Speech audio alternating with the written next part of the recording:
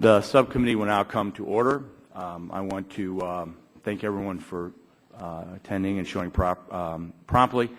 We had a few hiccups with some technology stuff. There was we got fried about 15 minutes ago, so that's what we've been working on to correct. I want to welcome Administrator Jackson and thank her for making herself available to testify today on the EPA's fiscal year 2012 budget proposal. Getting control of the debt crisis our government faces starts with making funding authorizations not just relevant, but integral to the budget process. As an authorizing committee, it is necessary that we analyze and question the details of where our tax dollars go in those agencies under our jurisdiction. Only then can we make appropriate decisions on where changes need to be made. Through the leadership of Chairman Upton, this committee will do its part to rein in wasteful and redundant federal spending. We will not only identify what programs should be eliminated, but we will also carefully question whether some programs considered to be worthwhile can and should live with less. The reality is we're out of money to spend. The American public understands this, and they're tasking us with the job of trimming the fat. While the proposed budget does represent a decrease from last year, it still spends $2 billion more than just a few years back under the previous administration. We can and must do better. By working together to focus EPA's budget on its core competency, I believe we can and will do better. This will mean making tough decisions in some cases. These decisions are made easier when we put them in perspective of what our deficit and debt mean to the economy. There is no better way to promote Americans' resurgence than providing a common-sense regulatory climate that fosters certainty and eliminates unnecessary and burdensome regulations. Many regulations can have devastating impacts on industries, wasting millions in public and private dollars in the process. One example is the greenhouse gas rules rejected by the last Congress, in no small part because of the uncertainty they create. This uncertainty ultimately stifles job creation and energy expansion. Yet the administration moved forward on this rule, seeking nearly $100 million in fiscal year 12 to do so.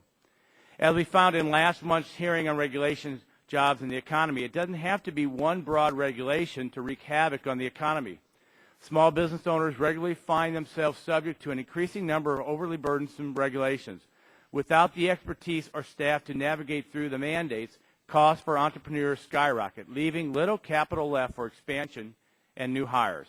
Less money to spend demands we make every effort to get back to basics. We need to understand every new program that EPA proposes. We need to see if that program will replace or repackage old policy. We need to justify programs based on the severity of the national need. And we need to identify and understand the progress programs have made based upon measurable criteria and whether EPA can justify their continuation. This will be no easy task, but I look forward to open, sincere dialogue with the agency. It is my intention to work together to give the EPA the tools it needs to carry out its job in a manner that benefits the environment, the economy, and the American taxpayer without unnecessarily burdens and wasteful spending. And with that, I'd like to yield 1 minute to my colleague from Kentucky, Mr. Whitfield. Well, thank you very much, Chairman Shimkus and Administrator Jackson. We appreciate your being here with us today and giving us the opportunity to visit with you about the EPA budget, and certainly want to have some discussion also about the President's January 2011 executive order about promoting economic growth, innovation, competitiveness, and job creation, and the impact that regulations have on that. And so we look forward to your testimony today, and we appreciate your being here. And now I'd like to recognize Mr. Murphy for the remainder of my time, which should be about a minute. Thank you, Mr. Chairman. Certainly a question we have to deal with today is how do we pay for all these things, to clean up our water, which we want, to clean up our brownfields, which we want, and to clean our air. But I'm hoping we come up with more creative solutions than the past issue of carbon credits, which I liken to Seinfeld credits. The famous Seinfeld show, a show about nothing, is likened to this because when you are trading a carbon credit, you're basically asking a company that produces something in a smokestack to trade it on a commodity for a smokestack that maybe no smokestack that produces nothing. But these paper carbon credits will be traded in the market in such a way it will increase the cost of electricity, increase the cost of manufacturing, send more jobs overseas, and have no net impact upon air pollution, which floats back over here. I dearly hope that we will come up with solutions and means to pay for those, because we all on both sides want a cleaner environment, but we also want jobs to function for these things. And I'm hoping that's a key part of today's discussion, and look forward to these hearings. Thank you, Mr. Chairman. Gentlemen's time has expired. Now the chair recognizes the ranking member of the subcommittee, Mr. Green, for 5 minutes. Thank you, Mr. Chairman, and thank you for holding a hearing today on the FY12 EPA budget. I want to thank Administrator Jackson for appearing before the committee again, and I know you've been before our committee several times in the past few weeks. And as a side, I was wondering if you have the rights to assign your parking place when you're not using it to any other member. But I appreciate you making time to discuss the EPA budget with us today. As a member who represents an energy-producing district, I understand the balance must be struck between clean and safe energy production in our environment. The EPA serves the important function of monitoring our environmental health and safety. The public health protections they provide are very important in our local communities. Today we're discussing the budget. Last week I was at a hearing for the Health and Human Services budget, and across the board we're making reductions in spending to get the budget under control. EPA's budget is no exception, and reductions in funding have been reflected in the President's budget. I have several concerns about what I have with that budget proposal, mostly within the area of Superfund accounts. Congressman Ted Poe and I have a Superfund site that we share in our districts, which is leaking dioxin. The EPA is pursuing the responsible parties, but cuts within the budget make it difficult for EPA to pursue responsible parties and to clean up the Superfund sites already on the national priorities list. This is extremely disconcerting because I know from this experience we had with our Superfund site how hard it is for EPA to list the sites, to add them to the NPL, and actually begin cleaning them up because the Superfund program already lacks funds. I'm pleased the budget adds in funds for the e-waste recycling programs. I've been working on electronic waste recycling legislation for several years, and I strongly believe the United States needs not only as a national but a global responsibility to set up a national e-waste recycling standards. And again, thank you, Madam Administrator, for appearing before the committee today, and look forward to hearing your testimony. And thank you, Mr. Chairman. A gentleman yields back his time. The chair recognizes that all members will have unanimous consent requests for their opening statements to be placed into the record. The chair now recognizes the Chairman Emeritus, Chairman Barton, for 5 minutes. For 5 minutes? If you want it. Well, I'm going to yield back some of that time, Mr. Good. Chairman. I'm used to 1 minute or 2 minutes. We want to welcome Administrator Jackson again. We're going to have a good dialogue with her. I want the record to show that myself and I think every Republican on this subcommittees, joint subcommittees, support a strong EPA, and we support strong enforcement of our environmental laws. What we don't support is an EPA that goes beyond its core mission for what I consider to be political purposes, or pursues strategies that cost extremely much more than they do result in benefits. One of the ways the Congress has the authority to review any agency is to review its budget authority, and that's the purpose of this hearing. Even with the reduction from last year's spending level, the EPA is requesting over $9 billion.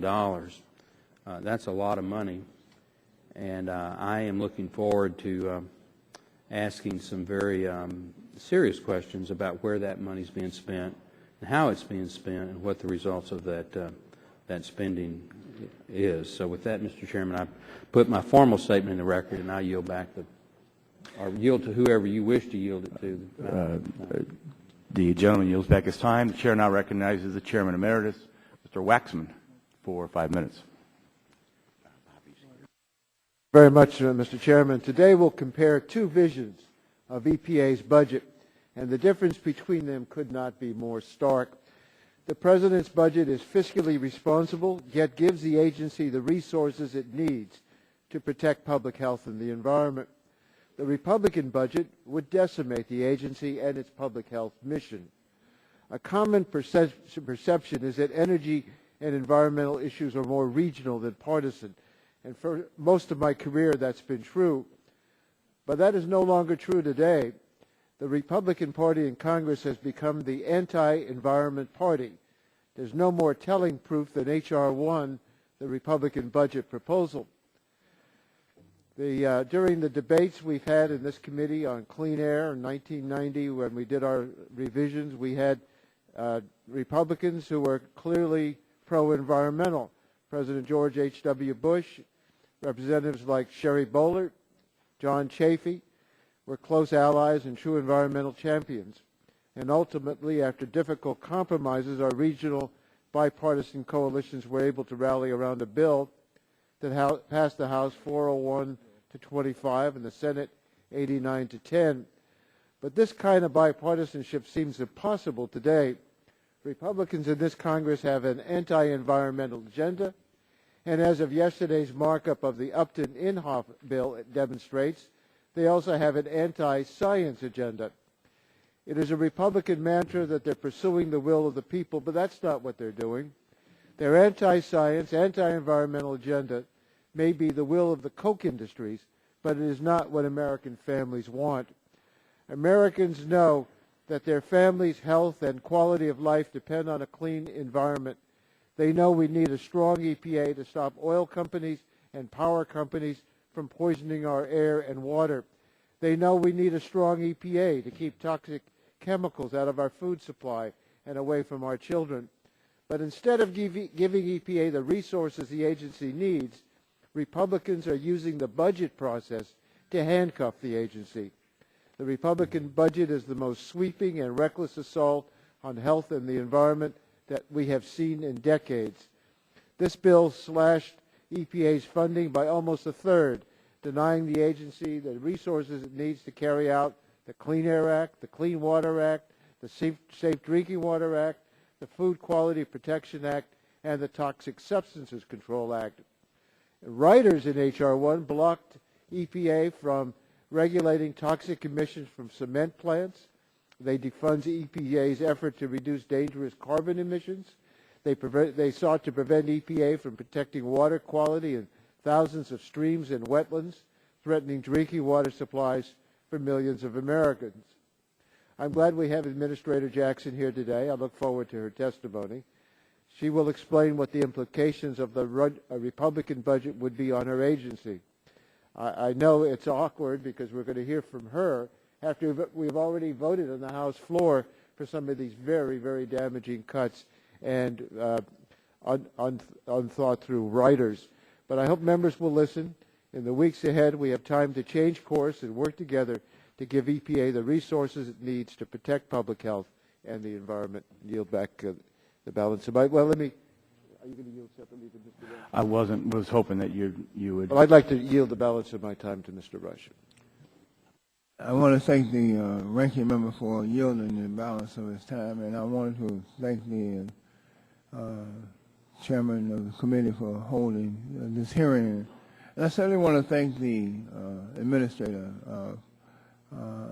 for being here. Madam Administrator, I want to thank you and for all your hard work and dedication on behalf of the American people to provide all of us with clean air and water and for protecting the public health in spite of all the ridicule and contempt that you have been encountering as you attempt to do the job that President Obama tapped you to do.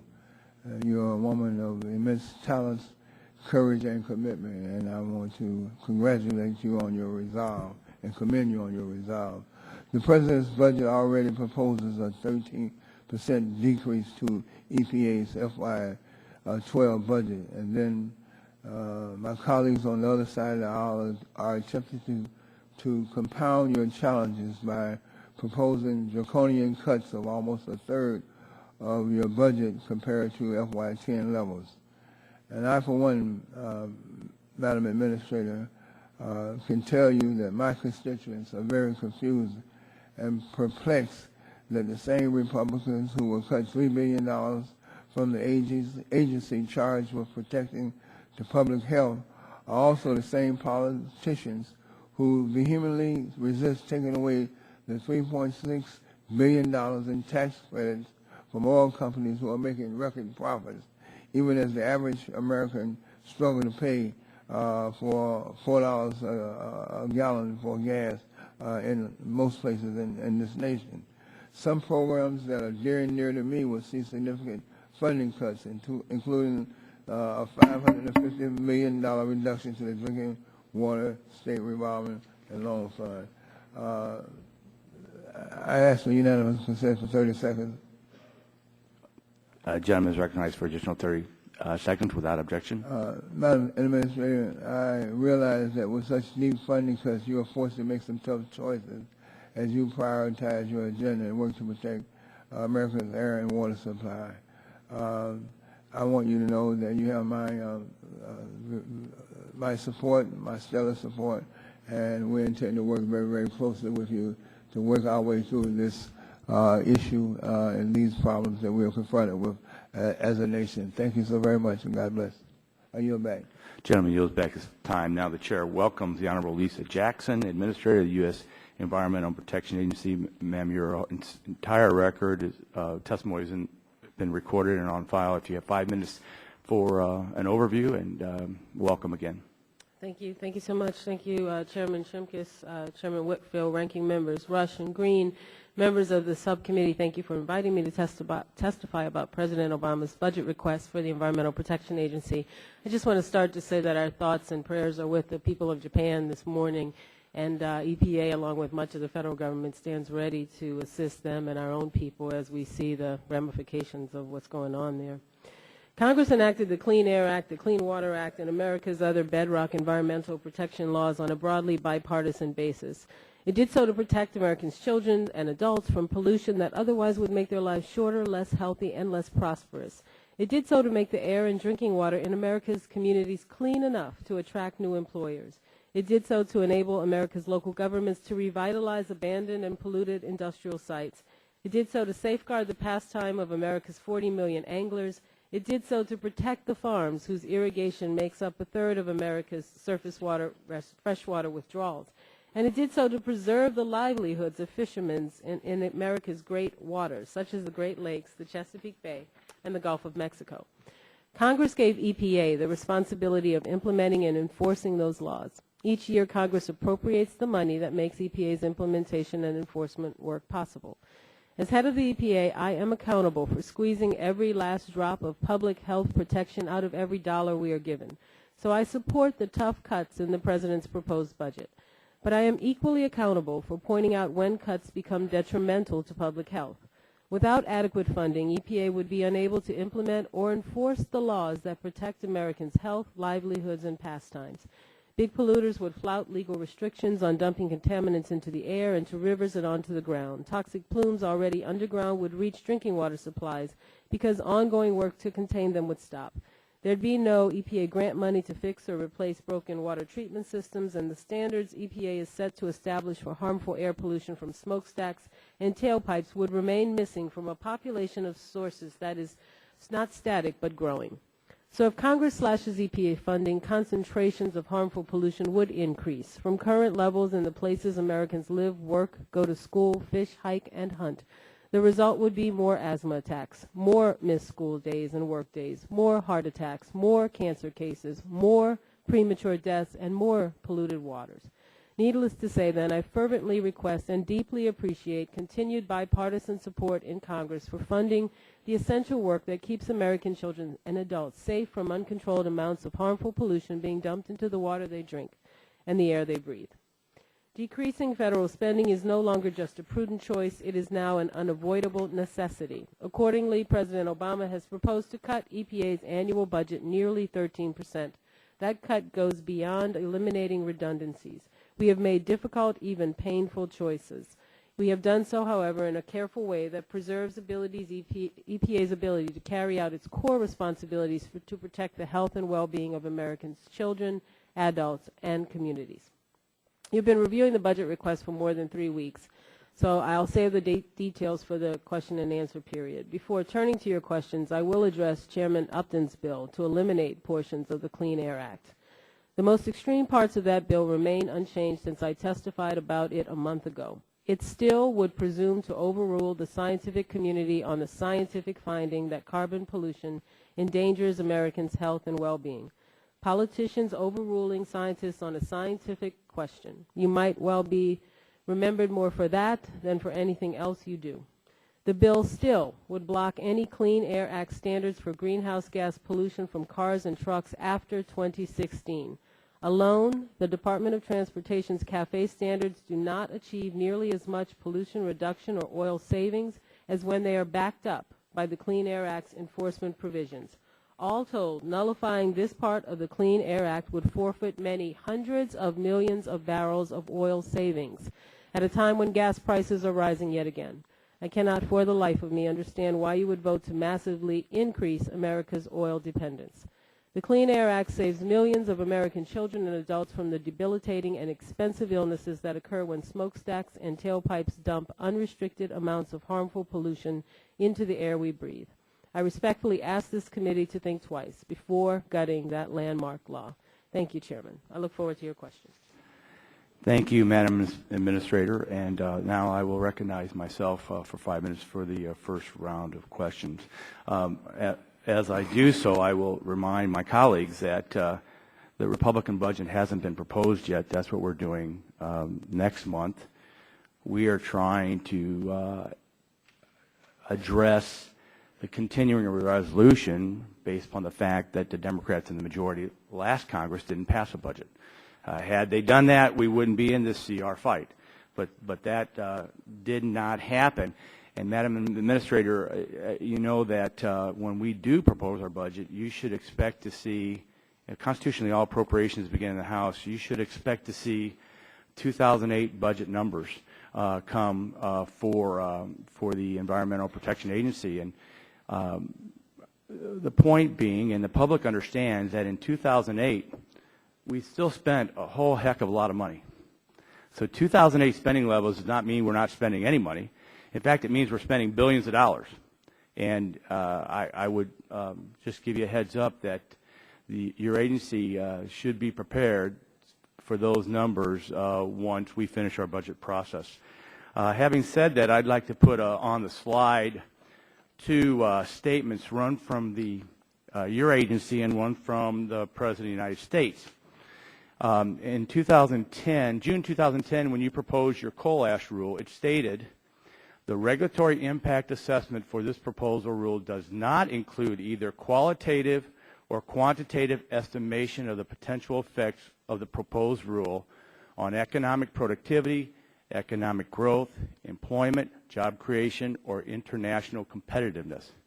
Now, the President issued an executive order in January 2011. And in that executive order, he states, and that's the second one, it's highlighted in red, that regulatory reform must take into account benefits and costs, both quantitative and qualitative, in the interest of economic growth, innovation, competitiveness, and job creation.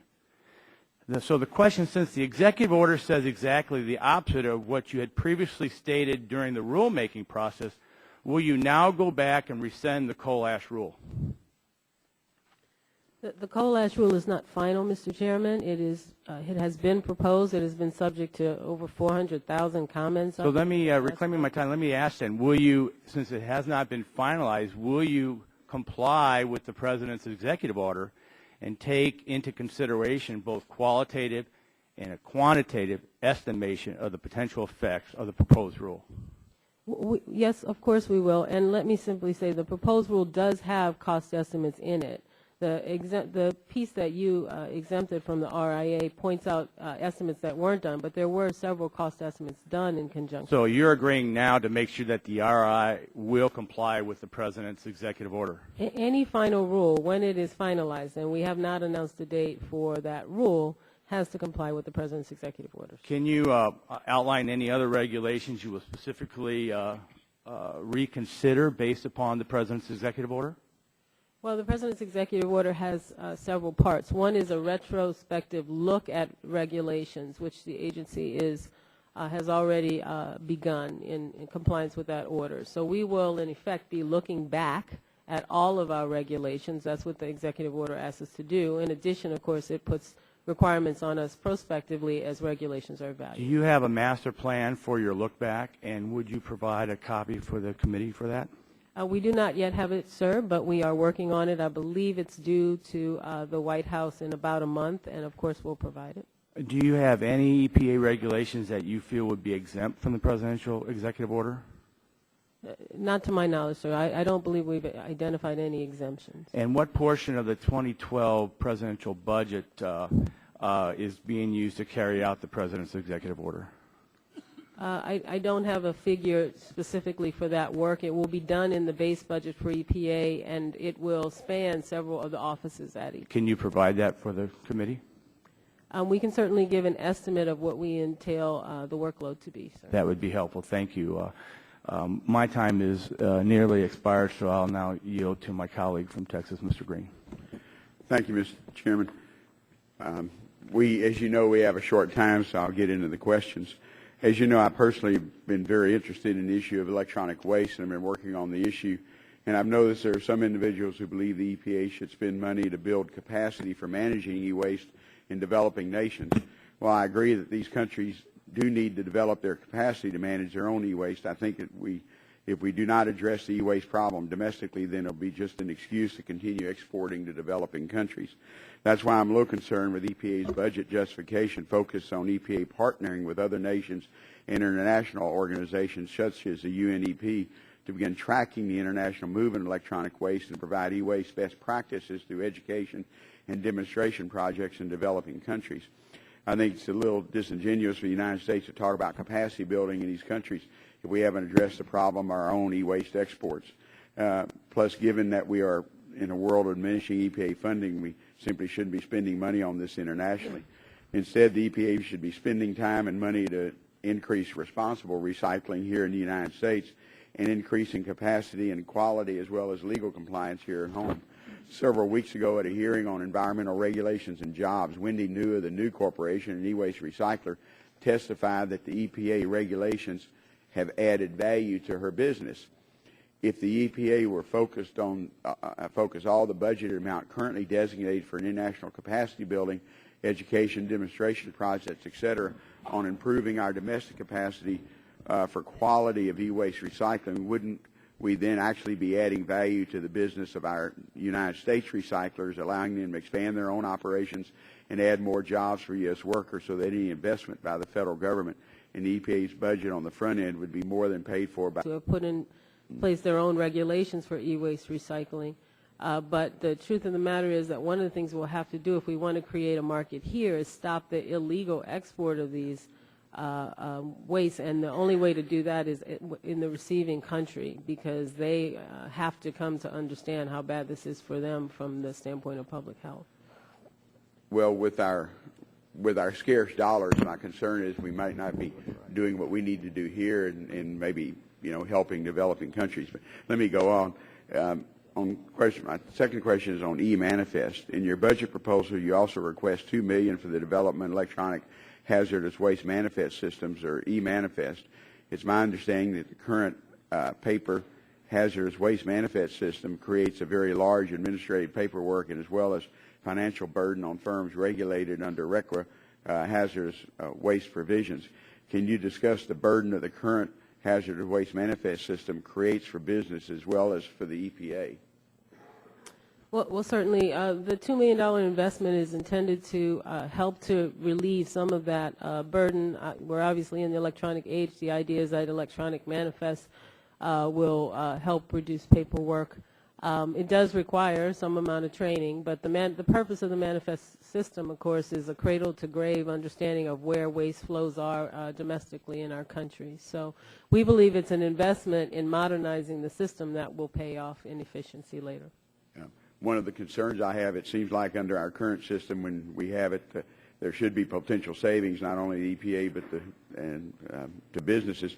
There's excessive postal costs because you have to ship for each paper on the hazardous waste manifest. The budget proposal also discusses a legislative proposal the EPA will submit to Congress on the collection of user fees to support the development of operation of the e-manifest system. For several years, legislation has been introduced in both House and the Senate to create an e-manifest system funded by user fees. Legislation has not been introduced this year, and I'd be interested in seeing EPA's proposal, and do you anticipate sending it to Congress? We are happy to send technical information and support for such a proposal, sir. My last, the EPA is expected in 2012 to finalize a rule to allow for the electronic tracking of hazardous waste using the e-manifest. Will these rules be issued before or after the legislative proposal is sent to Congress? I don't know the answer to that question off the top of my head, Mr. Green. Let me find out, because we're talking about, I think the intent of the budget was to show that we have a full proposal. This $2 million investment would eventually rely on rules that implement the e-manifest system.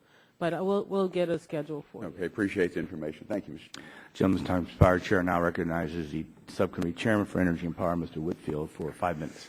Thank you, Chairman Shimkus. I want to further explore a question that Mr. Shimkus had. In addition to your fly ash rule in June of 2010, in December of 2010, you issued guidelines for preparing economic analysis. And in that guideline, it said regulatory-induced employment impacts are not generally relevant for a cost-benefit analysis. And I think that guideline would also be in direct conflict with the President's executive order. And so I would ask you, are you revising the guidelines at all? I believe the guidelines call for a separate jobs analysis, or envision a separate jobs analysis. So I think what the intent was not to double count jobs analysis in the cost benefit. But happy to take a look at that issue to make sure. But in your guidelines now, you do insist that you look at the impact on jobs of any regulations. We are doing jobs analysis for our regulations, yes, sir. And that. Now, let me. Second question I would like to ask you is: do you know how many lawsuits are pending against EPA today? How many lawsuits? I do not have the number, sir, but would you be able to get that to us? Certainly. Because I noticed that the legal advice part of your budget exceeds $61 million, which is quite a bit of money. Well, we are sued quite often, sir, by many sides. And also, how much money does EPA contribute to the International Panel on Climate Change? I don't know that we. Oh, sir, I'll have to get that number for you for the record. I'm not sure that we do contribute, but if we do, I'll get that number to you. So maybe we don't contribute any money to it through EPA?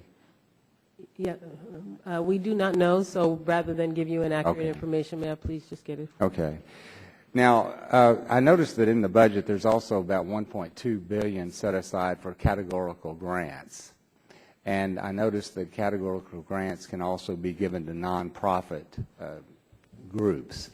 Would you be able to give me 3 or 4 names of some nonprofit groups that have received these categorical grants? Well, I know just because I saw a letter recently from, I believe it's Chairman Upton, that there's a request for the entire list. I happen to see another piece of correspondence from the state of California. Many of their local and regional air boards receive those grants. So I think you'll see a mixture of state and public entities, as well as possibly some NGOs. But we are working on the response to that letter. So you'll be providing a total list of those and the amounts and that's what the letter requests, sir, and it's a fairly substantial piece of work, but that is what we're in the process of doing. Thank you. Now, I noticed that there's also like $195 million in civil and criminal enforcements.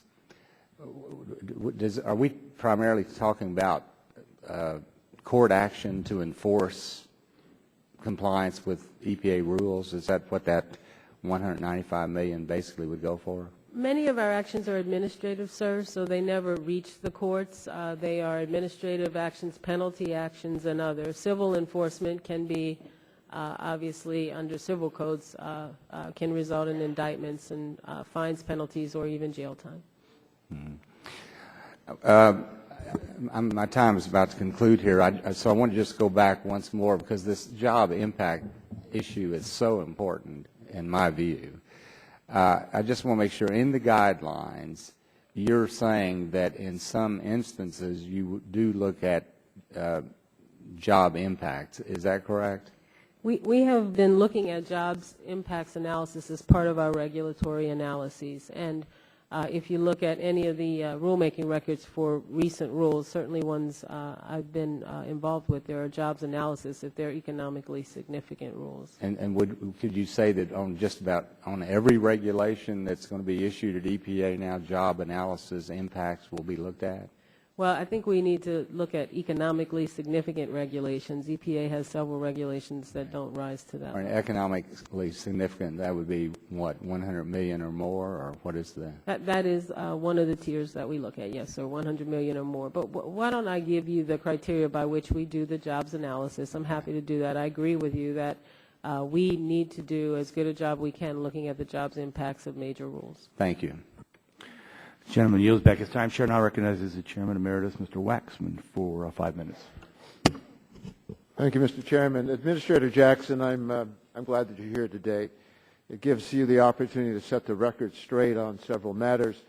Yesterday, the Subcommittee on Energy and Power marked up the Upton-Inhofe bill to eliminate EPA's authority to address carbon pollution and climate change. During the markup, Chairman Upton said that EPA's greenhouse gas regulations would increase gasoline prices. His reasoning was based on a quote you gave in 2009 when you said congressional action on energy and climate legislation would be more effective and less costly than EPA regulation. Now, we're likely to hear that same claim next week when the full committee meets to consider the bill. Administrator Jackson, can you tell us whether Chairman Upton is accurate in his description of your views? No, sir, he is not. And how is he inaccurate? Well, it's actually the opposite of the truth. The bill that passed the committee would actually increase the amount of money that Americans have to pay for gasoline, diesel. It would increase our oil dependence by hundreds of millions of barrels. It would do so by blocking EPA's common sense steps under the Clean Air Act on vehicle standards, because that bill, although it recognizes past standards, undoes the endangerment finding on which those standards are based, and then takes EPA out of the process for years 2016 and beyond. So all those hundreds of millions of barrels of oil savings, which come directly from the Clean Air Act's enforcement provisions, would be forfeited. So it's rather Orwellian. You have regulations dealing with motor vehicles that reduce the requirement that they use, reduce their need to use as much gasoline as otherwise would be the case. And they would wipe out those regulations, potentially, we think they would, which would mean we'd be using more oil. And if consumers are using more oil, that's going to drive up the price than if they're using less oil. Isn't that correct? Right. There is the Americans' demand for oil is down, and one of the reasons is, I think, because vehicles are becoming more efficient. That's been stated many times. Mm-hmm. Well, if that's the best argument that Chairman Upton can make for his bill, I think he's truly grasping at straws. I want to ask you about H.R. 1, the Republican funding bill. My concern is that the Republican budget would amount to a devastating assault on public health and the environment. How would H.R. 1, if it became law, affect EPA's ability to protect the public? Well, as was mentioned earlier, sir, that bill cuts EPA's budget overall by 30% on the top line. Though that is a fairly dramatic cut. I say that mindful of the fact that the President's proposed budget cuts EPA 13% from the top line. So those cuts, we understand that cuts have to happen, but it's part of my job to say that the core programs that EPA implements through the states, Clean Air Act, Clean Water Act, are proven public health providers. They reduce premature deaths, they reduce asthma attacks, they reduce cancer incidences, and that's one of our concerns. Of course, the riders are another matter. There are several riders on that bill that tie EPA's hands in a variety of ways. Well, I want to ask you about one of those riders. It would prevent you from regulating toxic emissions like mercury from cement plants. What would be the effect of this provision on public health? Actually, that rider prevents us from enforcing or even providing assistance to cement manufacturers to deal with a rule that is right now on the books. That rule was intended to reduce mercury, cadmium, other metals that come from the emissions from cement manufacturing. And it is based on usable and doable and financially affordable technology. And what would happen is that EPA would not be able to enforce it or at all, so there'd be uneven enforcement and potentially confusion in the regulated community, which could result in higher emissions. And later on, at some point, we'd have to come back and face the accounting for that. How much concern should people have about mercury and cadmium and these other emissions from these cement plants? Well, mercury is a neurotoxin as well as a carcinogen. The rule was estimated to reduce mercury emissions from cement plants by 92%. So you would lose potentially some or much of that if you're not enforcing the rule. Particulate matter, which is a killer, 11,500 tons, 92% reduction under the rule. What do mercury emissions do to children? Mercury is a neurotoxin. It's toxic to brain development. And so as our children's brains are developing and as they're in the womb, fetus development as well, it can be quite toxic and can cause developmental or other impacts. Well, Administrator Jackson, you have a critically important job. Your regulations keep kids out of the emergency room, avoid birth defects in babies, prevent cancers that can devastate families. And I would hope that as we think through what your budget should be, that we don't end up keeping you from doing this very important job and block the essential regulations or gut the Clean Air Act. I don't think that's what the American people want. And if they find out that's what's happening, I'm sure they're going to be very, very angry. Yield back my time. Chairman's time has expired. The chair now recognizes Chairman Emeritus Barton for 5 minutes. Thank you, Mr. Chairman.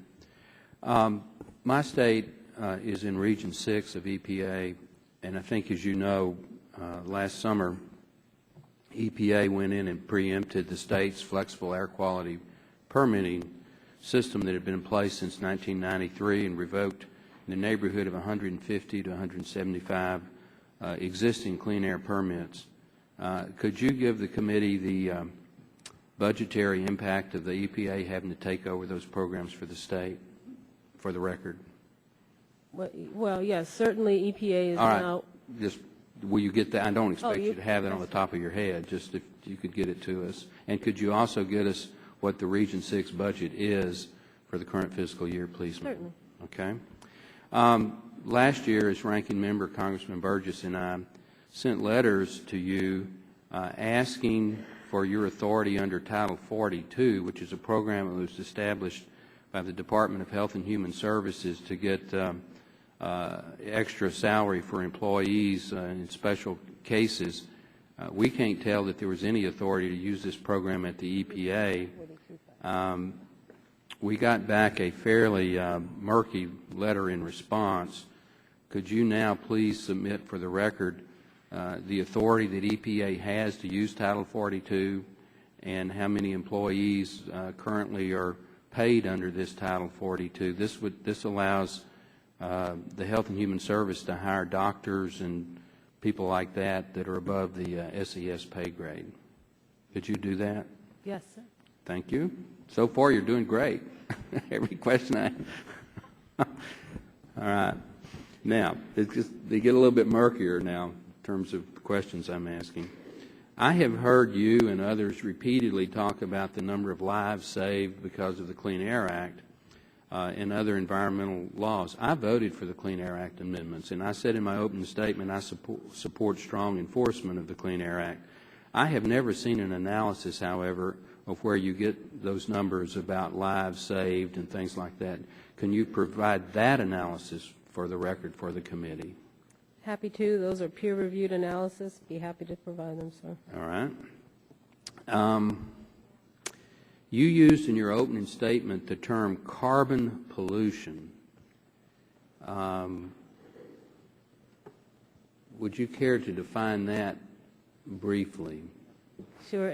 Carbon pollution is shorthand for carbon dioxide pollution. It's meant to cover the class of greenhouse gas emissions, carbon dioxide being the one that's most highest volume. So you're just trying to use a shorthand version of CO2 or carbon dioxide. My good friend Mr. Inslee yesterday used the term black carbon pollution, which refers to particulate matter. The table in front of you is made of carbon. If you had a diamond in your wedding ring, it would be made of carbon. Carbon itself is not obviously a pollutant, and I would hope that the administrator of the EPA would be more precise, especially since you have I believe a chemical engineering degree. If anybody should know what greenhouse gases are, I'm looking at it right now. Well, let me qualify. Black carbon, soot, is in and of itself a pollutant. There are many naturally occurring substances that are not good for you, arsenic being one that we can talk about. Mercury we just did. So. All right, let's talk about mercury. My good friend Mr. Waxman asked about mercury. Are you going to be more exposed to mercury if a CFL breaks in your home or from the trace elements of mercury that come out of a smokestack of a power plant? Which is the largest exposure? I have not seen a comparison of CFLs. If you're asking me whether CFLs have trace amounts of mercury, they certainly do. There are tons and tons of mercury emissions that come from power plants. So you might want to check your record on that. The amount of mercury that comes out of a power plant stack at a given power plant is in pounds per year, not tons per year. Well, I was speaking cumulatively, sir, across the country, but I'm talking on an annual basis. Okay, tons is a misnomer when used with mercury. You're an engineer. Okay, the metrics matter. Metrics matter. We can talk tons of CO2. We can do that. But in terms of mercury, trace elements come out of a power plant stack, and it's not tons per year. It's pounds per year per plant. Per plant, yes, sir. But if you aggregate them and add them up, you get pounds, and 2,000 pounds equal a ton. That's true. I'll stipulate that. Gentleman's time is expiring, and it's expired. Chair now recognizes Chairman Emeritus Mr. Dingell for 5 minutes. For your courtesy, and I commend you for this hearing. Madam Administrator, welcome to the committee.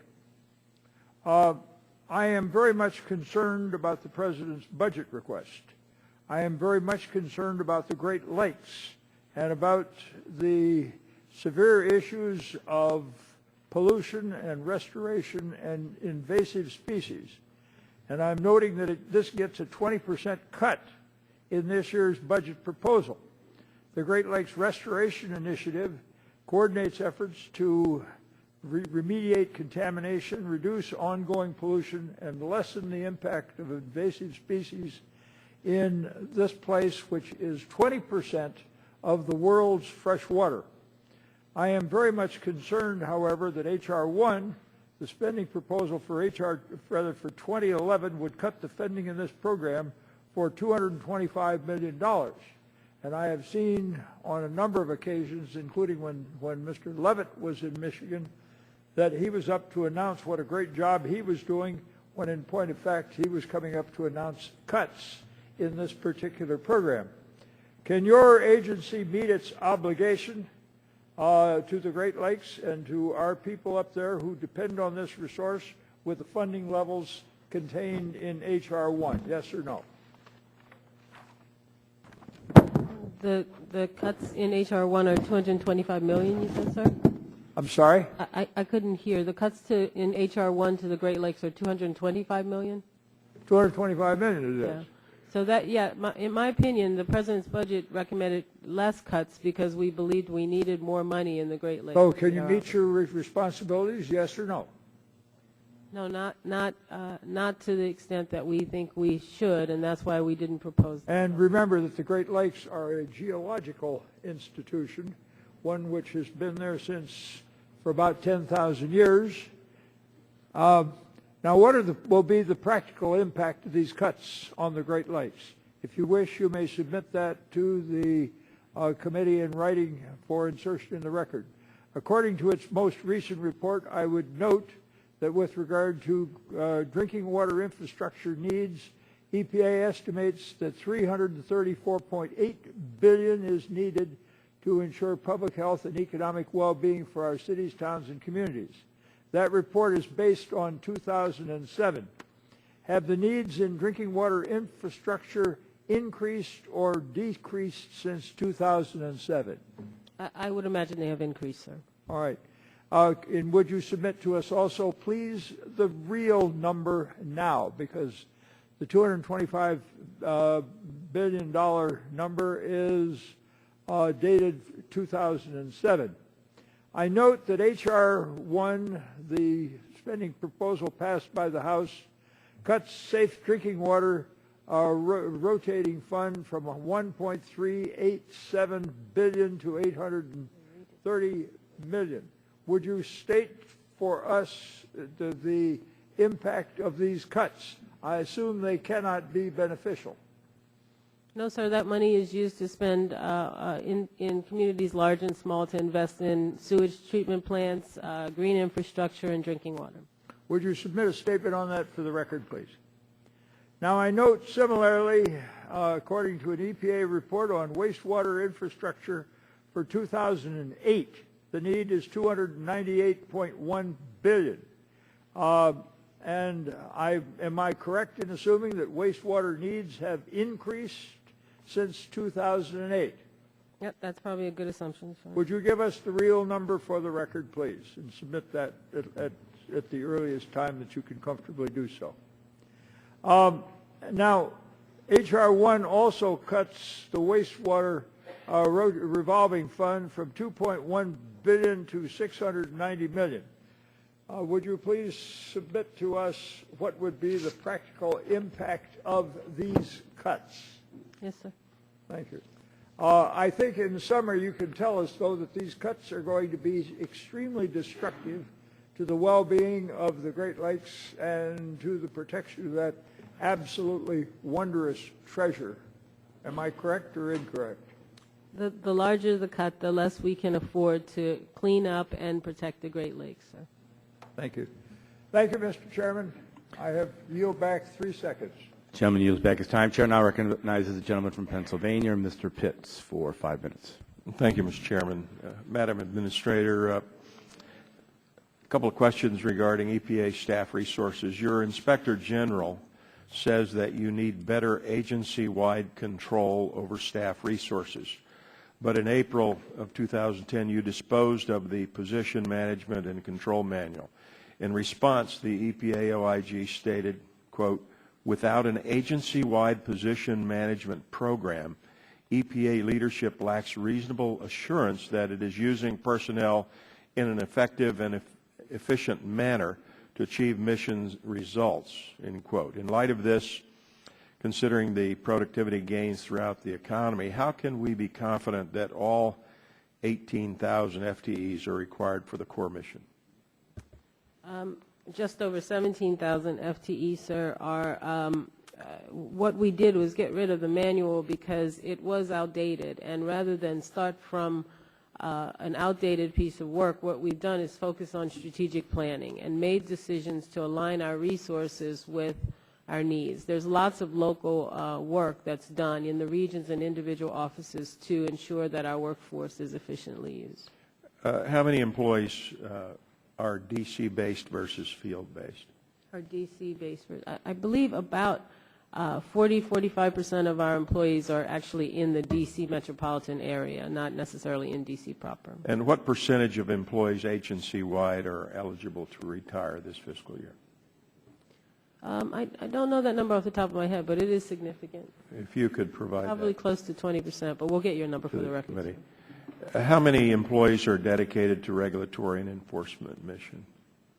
Regulatory enforcement, we'll get you the number as we sit here, sir. All right. And what are the job demands that are heaviest? Legal, enforcement, investigations? Can you give us a breakdown? Certainly, just roughly, we spend a significant part of our budget on funding state programs, but our internal FTE are split between research and development, which is a rather large investment. Our enforcement program and our regulatory programs are, of course, large as well. In case of a hiring freeze or other steps to achieve a reduction in force, what percentage of employees could be reassigned to meet essential workforce needs? Could be, I'm sorry.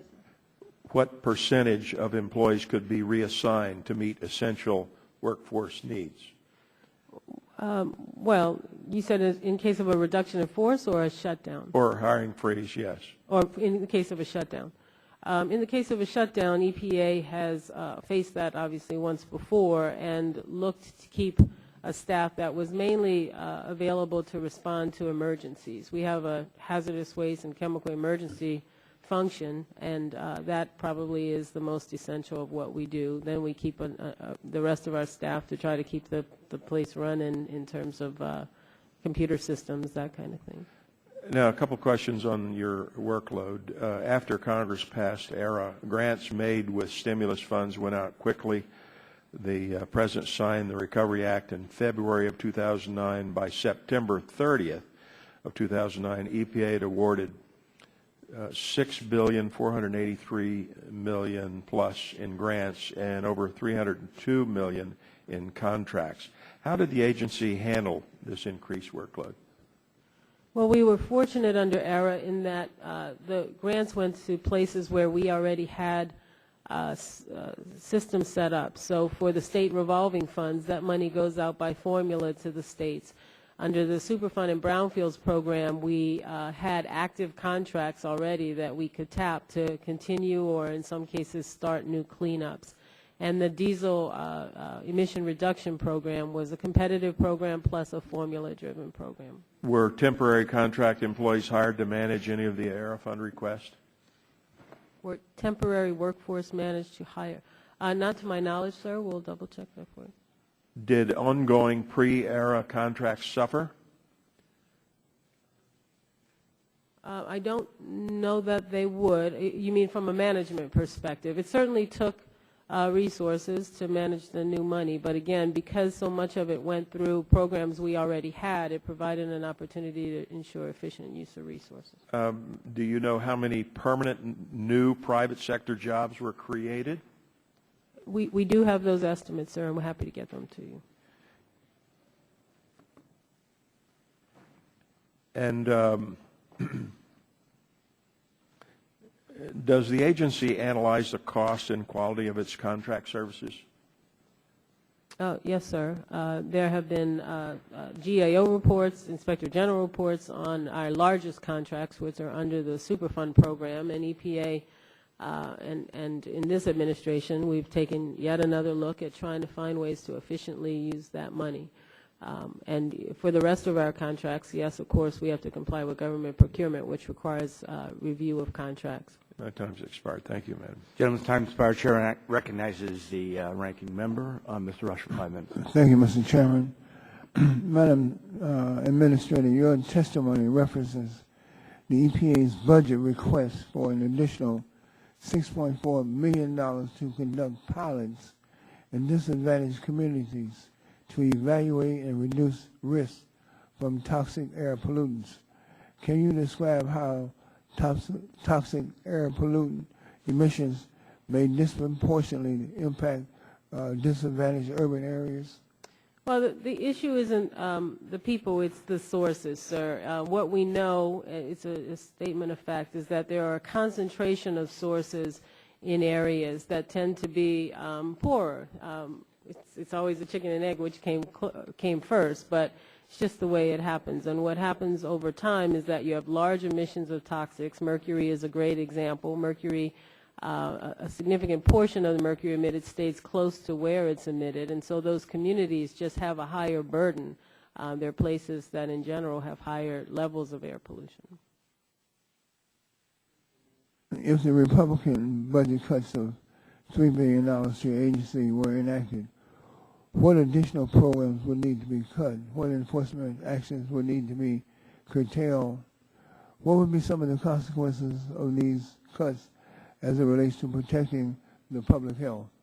Well, we have not done a full analysis of H.R. 1. We heard some of the major cuts I happen to know are in the state revolving funds, so that's less money that goes out to invest in water and wastewater facilities. And there's certainly still a huge need, as we heard earlier, in many communities around the country. There is a cut to the Great Lakes program, obviously important to you, being from Illinois, and I think the Chesapeake Bay program, another national treasure, if you will. There are cuts to our Office of Research and Development, to our science programs, which I think I've committed that science should be the backbone of our work at EPA, Yes. and other cuts which are smaller in various places. These cuts, I agree, these are draconian cuts that will negatively impact millions of Americans throughout our nation who are desperately in need of your services and your programs. What are the numbers in terms of, maybe you haven't done a study on this, but let me ask the question. Have you all studied the impact of urban youth, how asthma impacts urban youth and other illnesses as it relates to toxic emissions? Urban young. Well, we know that air pollution is a contributor to asthma attacks. We know that asthma rates have gone up, especially in certain populations. Puerto Rican population, asthma rates are very high, higher than the national average. The African American population, asthma rates are higher than the national average. And of course, one of the good news items is that the ability to treat asthma attacks has gotten better. So you can hopefully avoid some hospital visits just through treatment. But the prevalence of asthma has continued to increase. In some populations, it's staying steady. Continuing in the area of public health, there was a recent study by the American Lung Association on public health impacts on coal-fired power plant emissions. And as you know, my state is a coal-producing state, and the coal won't go away. But we have to figure out a way of using the coal and making it less invasive in terms of being a pollutant or making it a non-pollutant if possible. Are you aware of this study by the American Lung Association? And what is your reaction to this study? Yes, sir, I'm aware of it. And what is your reaction to this study?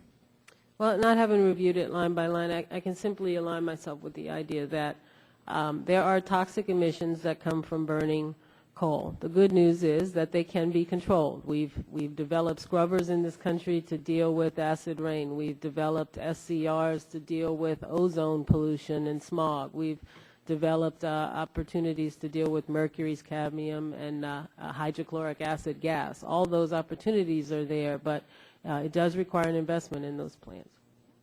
Mr. Chairman, I think I got about 4 seconds. I just wanted to use this last second. You're doing a fine job, Madam Administrator, and I think you should be applauded for the work that you're doing. Thank you. Thank you.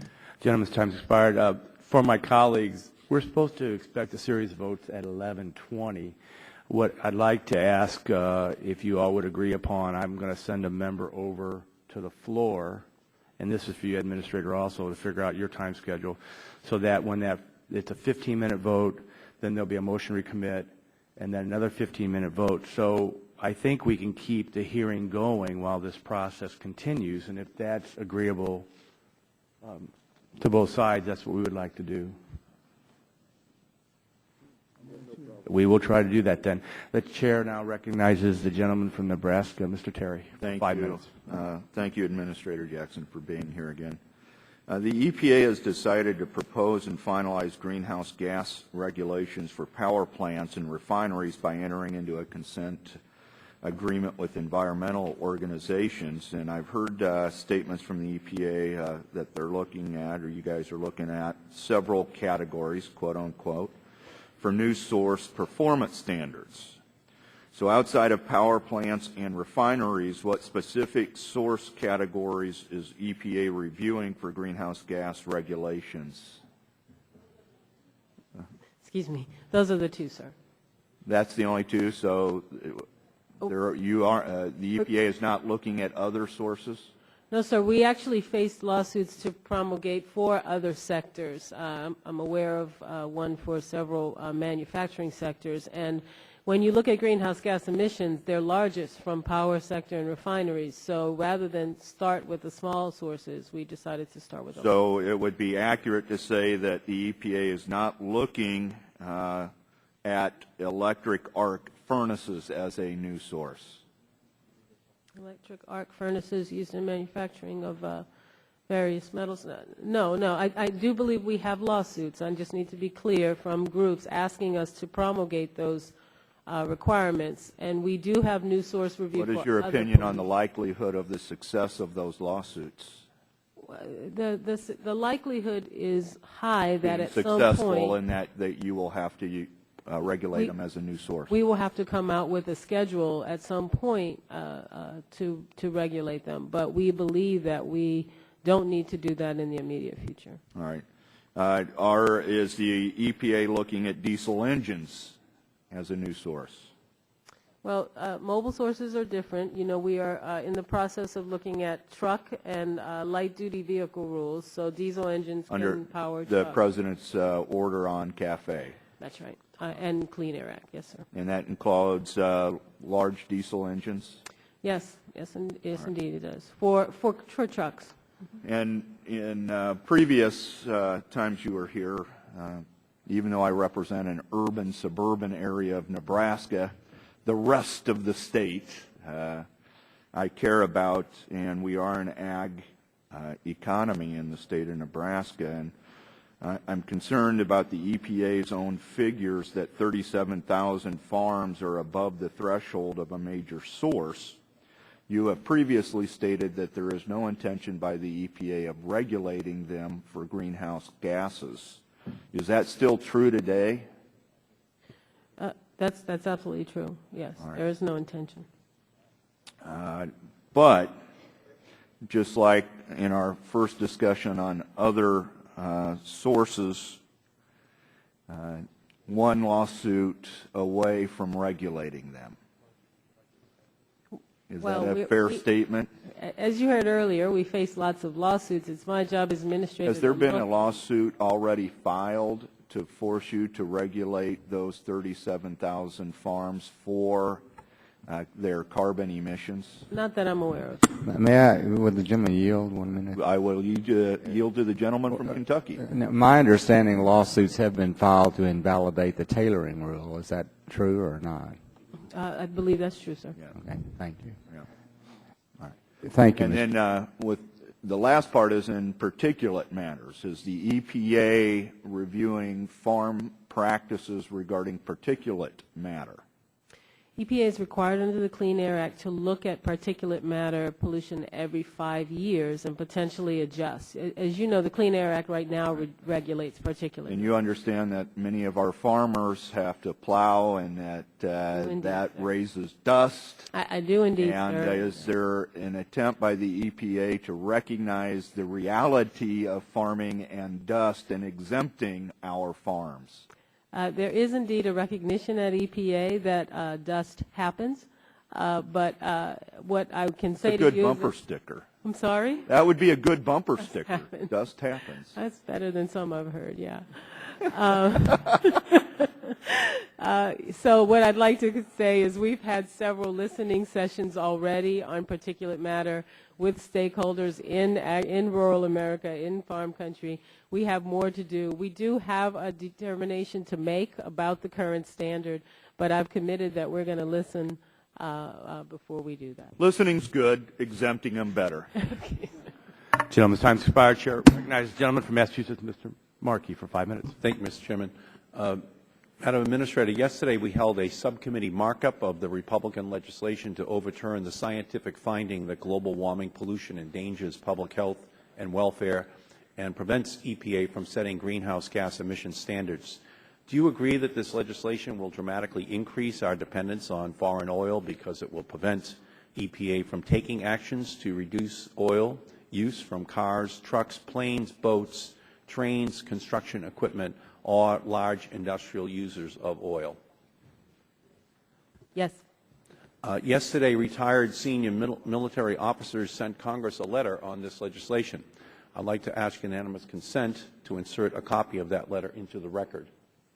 Without objection, so ordered. Thank you, Mr. Chairman. Do you agree that the views of these heroes that the legislation undermines EPA's regulatory authority that is critical to reducing the clear and present danger to the security and welfare of the United States that our oil dependence represents? I certainly agree with the sentiment, sir. Last week, the New York Times reported that radioactive wastewater from hydraulically fractured wells in Pennsylvania and West Virginia has been sent to sewerage plants, even though the radiation levels could be as high as 2,000 times EPA's drinking water standards. This radioactive water was reported to be dumped into rivers, in some cases within a mile of drinking water intake facilities. I know that you immediately went to Pennsylvania to look into the matter, and I commend you for your leadership. In response to the Times series, on Monday, the Pennsylvania Department of Environmental Protection released results from 7 water samples taken downstream from wastewater treatment plants that show radiation was not elevated. Do you think 7 water samples are enough to fully understand the impacts from hydraulic fracturing in the state of Pennsylvania? Sir, our regional scientists responded with a letter, no. The short answer is no. I think those are one-time samples, and it depends on flow rate and flow rate in the river as to whether or not there could still be potential radiation entering those wastewater treatment. Do you think that all drinking water systems that are located near wastewater treatment facilities that accept drilling waste should monitor intake water for radioactivity and other potentially hazardous byproducts of these activities? I think unless there is proven evidence that radiation isn't entering into those treatment plants, then that's a good prudent move to be monitoring more frequently. So you believe that they should all be monitored? Certainly monitored, and again, if no one's sending wastewater to the treatment plants, then you could stop. But the concern is related to the transport of wastewater. So if they are accepting drilling waste, then there should be monitoring. Is that what you're saying? Right. If the treatment plants are accepting drilling waste, and unless you can prove without a shadow of doubt that there's no radiation there, and that's going to be, monitoring is our key to give the public confidence that there's no question that families do not want polluted water coming into their children's bodies at an early age. It can have a dramatic impact upon their development. So I agree with you. The water should be monitored. Is diluting the drilling waste by disposing of it in rivers or streams a permissible way to treat wastewater that contains radioactive or other hazardous materials? Generally, that is not the way the system works. We prefer to see treatment or removal of the pollution before it enters the waterway. That's not to say that some amounts of radiation in the waterway wouldn't happen naturally or even through the treatment process. Do current EPA regulations allow for wastewater treatment facilities to accept wastewater from drilling operations if they do not know what materials are in it? Now, the pretreatment standards under the Clean Water Act require that you know what you're accepting and have adequate characterization of that. So if it is illegal, does EPA plan to tell states that they should stop allowing this to occur as it seems to have occurred in Pennsylvania? I believe that EPA is working right now to understand whether this is still going on and to what degree there have been pretreatment standards. And I think EPA in its letter requested that Pennsylvania basically relook at every permit for any facility that may be accepting that wastewater. And given the findings in the New York Times, what are the plans that the EPA is making, if any, to change the processes at the agency in terms of worker safety, impact on children, the pollution, the radioactive chemicals, other contaminants in wastewater? Are there any changes that you're making? I think we can certainly improve. Listen, EPA, we're proud of our record in having $6 million in this budget to look at hydrofracking, but we've also said at the same time that if we become aware of public health threats, they need to be addressed. And so EPA needs to work the state has a huge role to play here in ensuring that their citizens are safe. We would like to be in the process of supporting them, but we certainly can take actions on our own if we need to. Gentleman's time expired. Thank you. I recognize the gentleman from Oregon. Thank Mr. you, Walden, Chairman. for 5 minutes. Administrator Jackson, thanks for being here again today. We appreciate it. I've got a couple of questions I'd like to run past you as well. And one involves the utility MAC that your agency is working on. And I wondered if EPA is going to provide any flexibility for coal plants that have agreed to state-approved, federally enforceable shutdown dates for their operations. And to wit, it's the PGE plant in my district, Portland General Electric, that entered into an agreement with the state to shut down, and they'll install 60 million of mercury and nitrous oxide scrubbers and all before 2020 when they close. Now, that's still 20 years before the life of the plant runs out, but the deal they reached was close it down. They're concerned that your utility MAC would force an additional installation of $510 million worth of equipment between now and when they're already set to close it down in 2020. And so and it's obviously an important issue for... Well, two things. First, the utility air toxics rule has not come out yet. It hasn't been proposed. It's due next week. And then it'll go through public comment before finalization. So I really can't comment on what that rule will say or won't say until it's absolutely done. What I can also say is I'm aware of this matter. It was brought to my attention by one of your colleagues, and there's certainly potential for discussions about this specific incident that I think can... It's a pretty unique incident. I mean, this is a situation. They reached an agreement with the state. They're complying with environmental rules in existence. They're phasing out their plant 20 years early. They're installing $60 million in recovery already. He's trying to look at jobs, economy, rates. And if they were to shut it down early because of this, earlier than that, then you've got a problem on the grid, I think, in terms of replacing that power abruptly. So I'm glad you're flagging that, and if you want to make a note, that would be really good. And then the other issue involves, and there's been some discussion about this, the cement rule. So I have a facility, imagine that, in my district that has done its best. I think they've spent something like $20 million to reduce, to put in new scrubbers and all to reduce their emissions. I think they're pushing 90% reduction today. They've got 116 employees. They 3 years before the EPA standards take effect, they've reduced their emissions by 90%, and before the rest of the cement industry has to comply. Concern is that the cement rule, that they don't have the technology available to them to get much above that 90%. And the way this is playing out, they may end up having to close. Now, it's a rural county, got 116 jobs. And meanwhile, I know there's a huge, big new construction project at Intel in Oregon. I'm told they're buying their cement from China. And I think your own data from EPA's roadmap for mercury in July of 2006 said 3/4 or 83% of the mercury deposited in the U.S. originates from international sources. So when I go home and try and explain what's happening from back here to those folks who are looking at losing their 116 jobs, the biggest employer in the little county, and they just put $20 million in scrubbers, and then they see, most of the mercury's coming in from overseas anyway or internationally.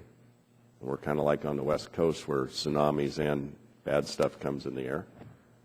I'm just wondering if there's any flexibility that you might be able to make a note on and help us on. When the cement toxics rule was promulgated, there was lots of consideration of sources, individual sources that were putting on controls early and doing everything they could to bring down their emissions early. I'm happy to have my air office take a look at this specific source. I really don't have the details. Right. We tried to get a subcategory, which I think is allowed under the Clean Air Act, and that was rejected. So, but if you could take it, I appreciate that. Happy to have them. And I want to associate myself with the comments from my colleague, Mr. Terry of Nebraska. My district's very rural, very dry. We do dryland wheat. I do cattle. My guys ranchers are very concerned about the particulate dust rule that's being considered. I had cattle ranchers tell me you couldn't drive down an eastern Oregon gravel road and not probably trigger up enough dust to maybe violate it. And the wheat guys are saying we may have to drag some sort of mister behind our our equipment to tamp down the dust. And if we had that much water in Eastern Oregon, I guess we wouldn't have dry land wheat. So as you listen to these comments, I hope you'll take that into consideration. And finally, we've got a chart here that just, I think, reflects the concern that's coming our way in terms of just the multitude of regulations that different industries are having to deal with all at once or in a fairly short timeline. This is potential air regulations affecting the forest products industries. And I'm just wondering, do you do a cumulative impact look at all these regulations on an industry set and do any kind of economic analysis of what that may mean? Because, boy, I'm hearing it back the other direction right now. We are required under the President's executive order to look at retroactively at our regulations to determine whether there are more effective ways to regulate, to get the clean air and clean water benefits we all want, and also look at costs and impacts. We're happy to do that. I have seen those charts. Industry produces them. They come out every few years. This one's not unique, but you know, if you look at what we're required to do under law to update our standards, many of those things are not regulations, but science and health standards. Gentleman's time's expired. Chair recognizes the gentlewoman from California, Ms. Katz, for 5 minutes. Thank you, Mr. Chairman, and thank you, Administrator Jackson, for being with us and for your testimony. It's well documented that the nation's water utilities will have to address hundreds of billions of dollars worth of infrastructure needs over the next few decades. EPA, for example, found in 2007 that drinking water systems alone will have to spend $335 billion to maintain and replace their infrastructure over the next 20 years. But these estimates do not take into account additional costs that water utilities may incur as they are forced to react to the impacts of changing climate conditions on their communities and their water supplies. In fact, a 2009 study by the Association of Metropolitan Water Agencies and others estimated that adaptation measures could cost America's water systems up to $900 billion through 2050. Are there some programs in place that you're putting into place at EPA at helping states and communities adapt their operations and infrastructure to changing climate conditions over the next several decades? EPA has a focus on what is kind of, the buzzword is green infrastructure, the idea being that as much as possible you work with nature, you understand that there, in those places where you might have wetlands or wetlands in the future, those provide an opportunity to filter water. I know New Orleans has a pretty innovative project that way.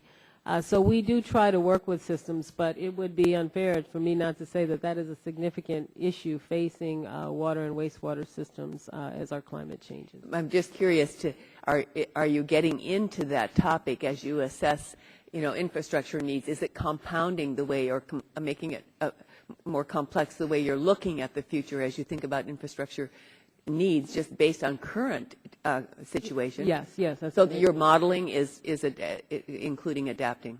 Well, yes, but our cost estimates, the numbers you gave, didn't really, the $335 billion doesn't really look at adaptation costs, but we know that costs are going to increase dramatically if you project out 10, 20, or 30 years in terms of need. Are you trying to put a dollar on that? I will check to see what we have. I'd be interested to know how you're doing that. Mm-hmm. Another topic, EPA has a long history of providing categorical grants to states and tribes to implement environmental laws. These grants are designed to help states clean up hazardous waste, enforce drinking water standards, and reduce exposure to toxins such as leads and PCBs. In these economic times, state budgets are spread way too thin, and these funds that they may have allocated maybe have been squandered for other needs. I know we both agree that these are essential grants. The President's 2012 budget requests an increase for these grant programs. Would you talk about the ways that might fit into the state's budget woes? Yeah, it's a recognition, Congresswoman, that states are strapped and that states are the primary deliverers of environmental protection. They write the vast majority of the permits. They do the vast majority of the inspections and enforcement. Many states implement their own hazardous waste cleanup programs, air, water quality, tribal assistance also. So we felt that in these tight times, it was a prudent investment to invest in the states, even though we're having to cut back in Right. other areas. And that leads to a follow-up question, which, the Republican Continuing Resolution, H.R. 1, cuts funding for these very grants by $60 million from 2010 levels and $220 million from the agency's 2011 request. And we're doing this, believing that we're doing, the majority thinks they're doing the right thing for the federal government's response to our deficits. But what we're doing to states is leaving them high and dry. In general, would you specify what the impact of this kind of decrease would have on the state's ability to address, for example, public health? Well, ECOS, the Environmental Council of the States, thanked us for the president's budget. They're very concerned about cuts to state programs. And as I said, this is the meat and potatoes of environmental protection. These are the folks who are on the front line having to respond to a plant who wants to expand but needs an air permit in order to do it. So you'll have an impact on public health because you'll either have unpermitted expansions, which is not good, or you'll have an impact on economic development because they can't get timely action. So we're trying to invest in state-level environmental protection. Okay. I have another question, but I'll yield back in the interest of getting to more people before we vote. Thank you very much. Chair, thanks. Our friend. Have you read the whole New York Times series on fracking from Pennsylvania? I have, sir. Quickly. Was it fully scientifically accurate? No, I think that there is... Did you respond in any public way to challenge the scientific accuracy of anything in that article? Me personally, Yes. no. I decided that are you aware that although the reporter extensively quotes former Pennsylvania Secretary John Hanger in the article that he never actually talked to him? Yes, I've read Mr. Hanger's blog on this. Who is the EPA employee or consultant that spoke anonymously with the New York Times this article? And will you give us their name? They're anonymous, sir. How would I know? I'm just trying to get scientific data here. Can you get us the unpublished EPA report, the 2009 that's referenced in the article? Certainly. Continuing on with the scientific accuracy of the article says that DEP employees doubled in the last 2 years who would look at fracking. Do you have any idea how many that was? I just spoke to former Governor Rendell, who I think said it was went from 85 to 200 plus employees. It went from 88 to 202, and that's not doubling. Did you meet or call or otherwise directly communicate with Secretary of the Pennsylvania Department of Environmental Protection, Mike Krancer? I attempted to, sir, but he didn't. Are you aware that your regional director, Garvin, has also not spoken to Secretary Krancer until moments before the public letter was released? That's because Secretary Krancer canceled the call that we had set up with him. A letter was nonetheless released. Are you aware of the content of that letter that says basically that EPA is claiming jurisdiction on a number of water issues and telling Pennsylvanians what to do about That's not at all true. I have the letter, sir. Happy to share it. It says that I have it too, and it does say the that. State, but we also what have specific the ability actions? to take into What specific actions? Are you aware of what specific actions DEP? Point of gentleman yield. What specific actions? The chairman emeritus will not interject. The chairman from Pennsylvania has the time. The gentleman from Pennsylvania would continue. Do you have a list of what specific actions DEP is doing or not doing which you believe is in violation of water standards? Sir, we haven't claimed that DEP is in violation. If you read the letter, it talks about necessary sampling to assure public health and safety. The letter does indeed claim, and I will submit it for the record if that's all right. It says the EPA will take additional steps directly using our authorities, and it goes on to claim those. So it does do that. That's out of context, sir. It talks about the need to support the state, but it assures the state that we will take steps if necessary to protect. But I would still like you to provide this committee with the list of what specific things you're claiming the DEP is doing, not doing. Now, in the issue of radiation, the New York Times article claims it's hundreds or thousands of times the level of radiation. Do you have information you can provide this committee on naturally occurring background levels of radium that occur when someone drills a water well, when someone digs a basement for a house? Can you provide us that information so we can compare it with these claims? Will you do that? Certainly. We can. I think it's going to be based on DEP sampling, Pennsylvania sampling, right. Certainly. Is the Department of Environmental Protection in Pennsylvania tolerating dumping of untreated water now? I don't know that to be the case, sir. I know the article alleges that, but I don't know that to be the case. Yet EPA has not made any public statements regarding the We are scientific. attempting to get data with the state. You have sent a letter to statements Pennsylvania based on claiming that. jurisdiction of action you're going to take. No, we have not, sir. Prior Sorry, I to disagree. your regional director, or you have still not spoken with our secretary. I reached out to the EPA. governor, who did not take my call, and we reached out to the director. We actually had a call scheduled. And I was he meeting did on not Monday take with the secretary of DEP, who says he'd be glad to take your call, but you haven't called him yet. Well, same. I'd be happy to take Okay. his if you'd like to speak. So given that you haven't reviewed the New York Times for scientific comment, or say accuracies and inaccuracies, you have not spoken to the secretary of DEP. Your regional director only spoke with them after this letter was publicly released. We don't have the scientific data on that. It begs the question, do you believe the Federal Environmental Protection Agency cares more about Pennsylvania's families than Pennsylvanians do? No, sir, not necessarily. Then I would certainly hope that you would start to communicate with Pennsylvanians and our DEP and ask them what they're doing and review that before EPA That's claims precisely jurisdiction what the starts to letter take action. does, sir. The EPA Precisely what claims the are letter taking does. action there. I yield back. Thank you. Gentleman's time's expired. Chair recognizes the gentlewoman from California, Ms. Matsui, for 5 minutes. Thank you, Mr. Chairman. And I'd like to thank you, Administrator, to be here with us today, and thank you for your leadership on embracing environmental stewardship. In my home district of Sacramento, we have over 220 clean energy companies that are selling and manufacturing advanced technologies. I routinely hold clean energy roundtable and convening forums with CEOs, utilities, colleges, and local business leaders in Sacramento, and they all are eager to see national energy standards. It's critical that we continue to invest in the future of our clean energy economy to create jobs, preserve the environment, and to establish energy independence. And I believe the EPA's budget does just that. More than half of the total renewable energy supplied to electricity users in Sacramento last year came from biomass waste and residues. EPA recently announced it would defer for 3 years greenhouse gas permitting requirements for industries that use biomass. I understand the agency intends to use this time to further analyze scientific issues associated with carbon dioxide emissions from biomass-fired sources. How does EPA's budget proposal address the plan, study, and rulemaking associated with biomass? The budget proposal envisions using that time to do a peer-reviewed study, I believe with the National Academy of Sciences, but let me confirm that for you, to look at the carbon footprint, essentially, of various forms of biomass. So would cuts to EPA's budget affect the agency's timeline to determine rules on biomass?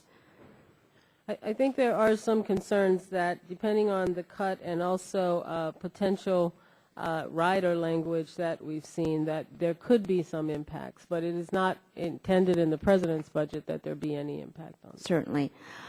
I hope you'll be able to provide regions like Sacramento regulatory certainty soon on this biomass issue as we look to increase our use of renewable energy resources. In Sacramento, businesses with projects that are potential sources of air emissions are currently required to obtain permits from our local air district and separately from the EPA. I understand the implementation of a state implementation plan for the Sacramento region will streamline the administrative process and help prevent this dual permitting requirement. Does your budget address the timely implementation of SIPs? If so, how?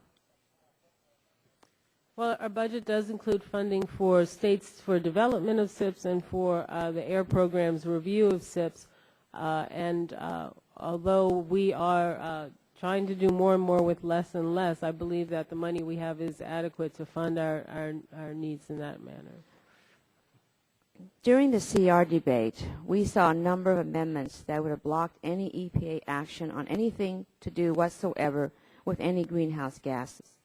From my understanding of the impacts of this provision, this would have serious unintended consequences for job creation and public health throughout the country. Could you explain how H.R. 1 would have affected the greenhouse gas reporting rule?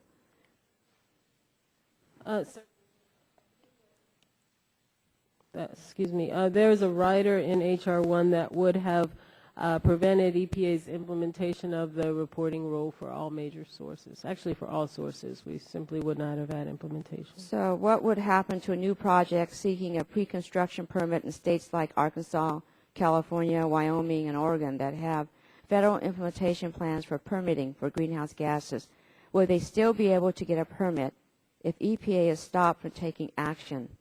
Or to the Energy Star program, which saved consumers $17 billion in 2009. With respect to the Energy Star program, the original language in the rider that had to do with greenhouse gases appeared to put in jeopardy implementation of Energy Star. I'm not sure that new language would do that. Actually, excuse me, no, I'm sorry. In the riders, yes, it would put into jeopardy the Energy Star program. As far as permitting, yes, major source permitting would be in jeopardy depending on the rider that passed. Okay, I thank you. Gentlelady yields back her time. Chair now recognizes the gentleman from Texas, Mr. Burgess, for 5 minutes. Thank you, Mr. Chairman.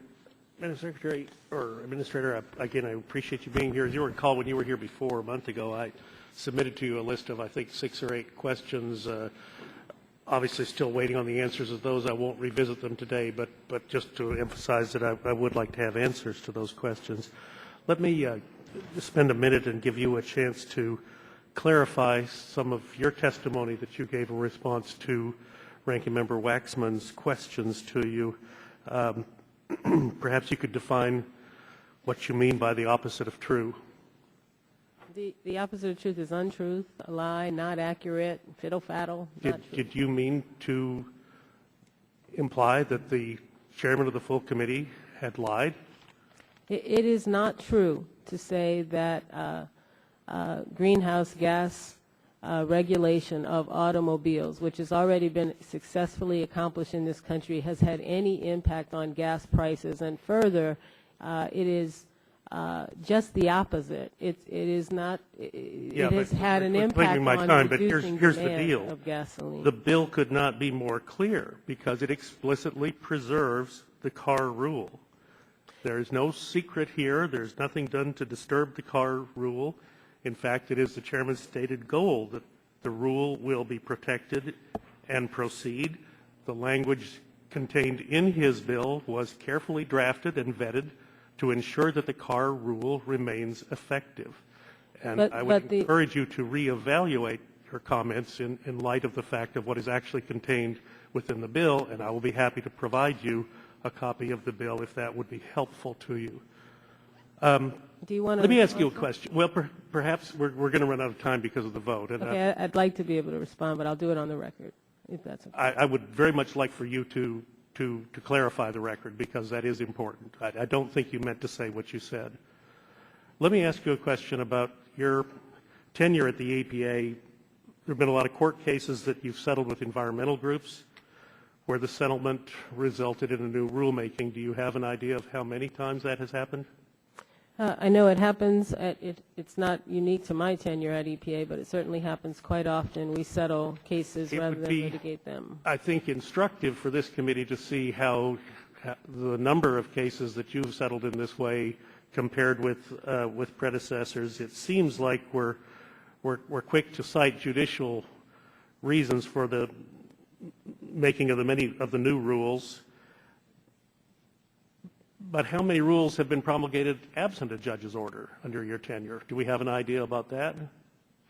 I can certainly get you that. We promulgate many minor rules, but our major rules are either under court order deadline because prior rules were thrown out. Those are the Clean Air Act rules, or the results of settlements or litigation, where EPA had a clear duty to propose a rule to protect human health, but had not met that.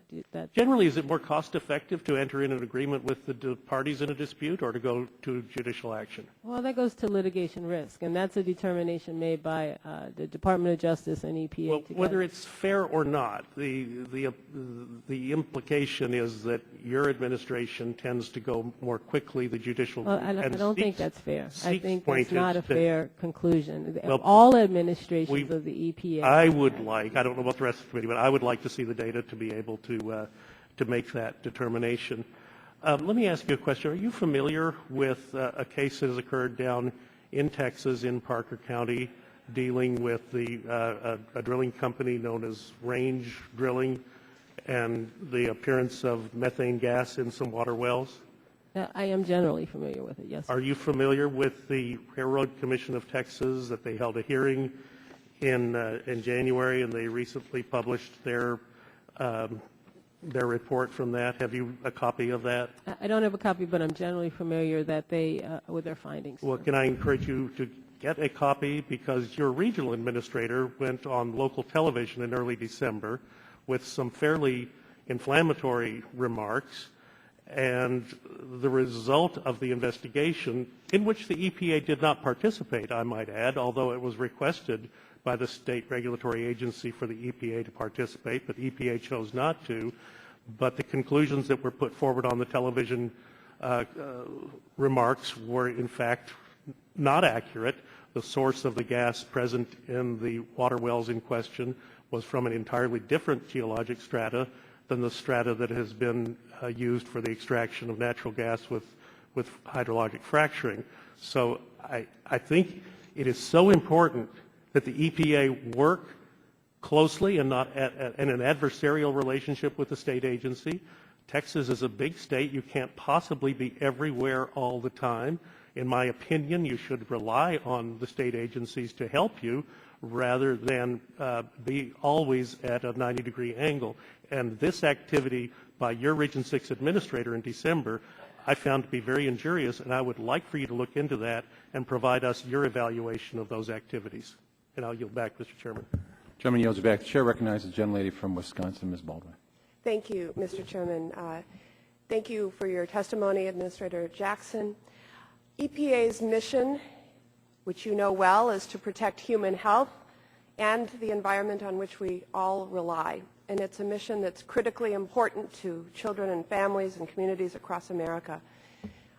In my home state of Wisconsin, we treasure and cherish our environmental resources. We rely heavily on groundwater and freshwater from abundant lakes throughout the state.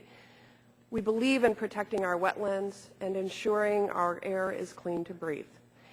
The means by which you carry out your mission is by enforcement of laws and regulations. Briefly about the budget, at first review, I believe the President's budget recognizes the importance of EPA's mission while responsibly cutting spending.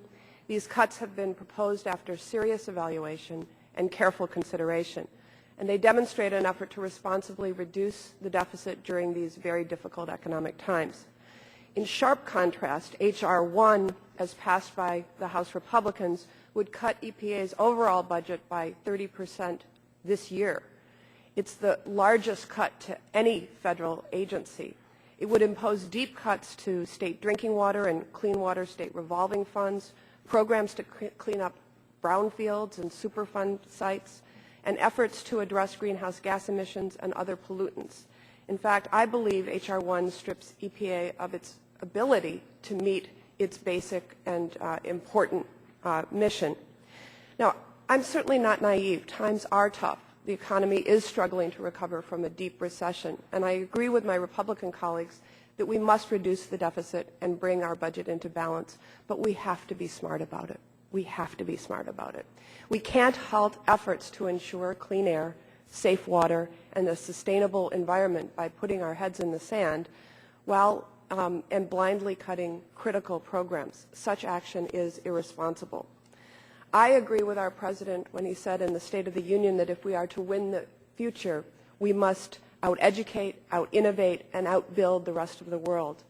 By making sound investments in our environmental resources, we're creating jobs, growing our economy, and protecting our national security.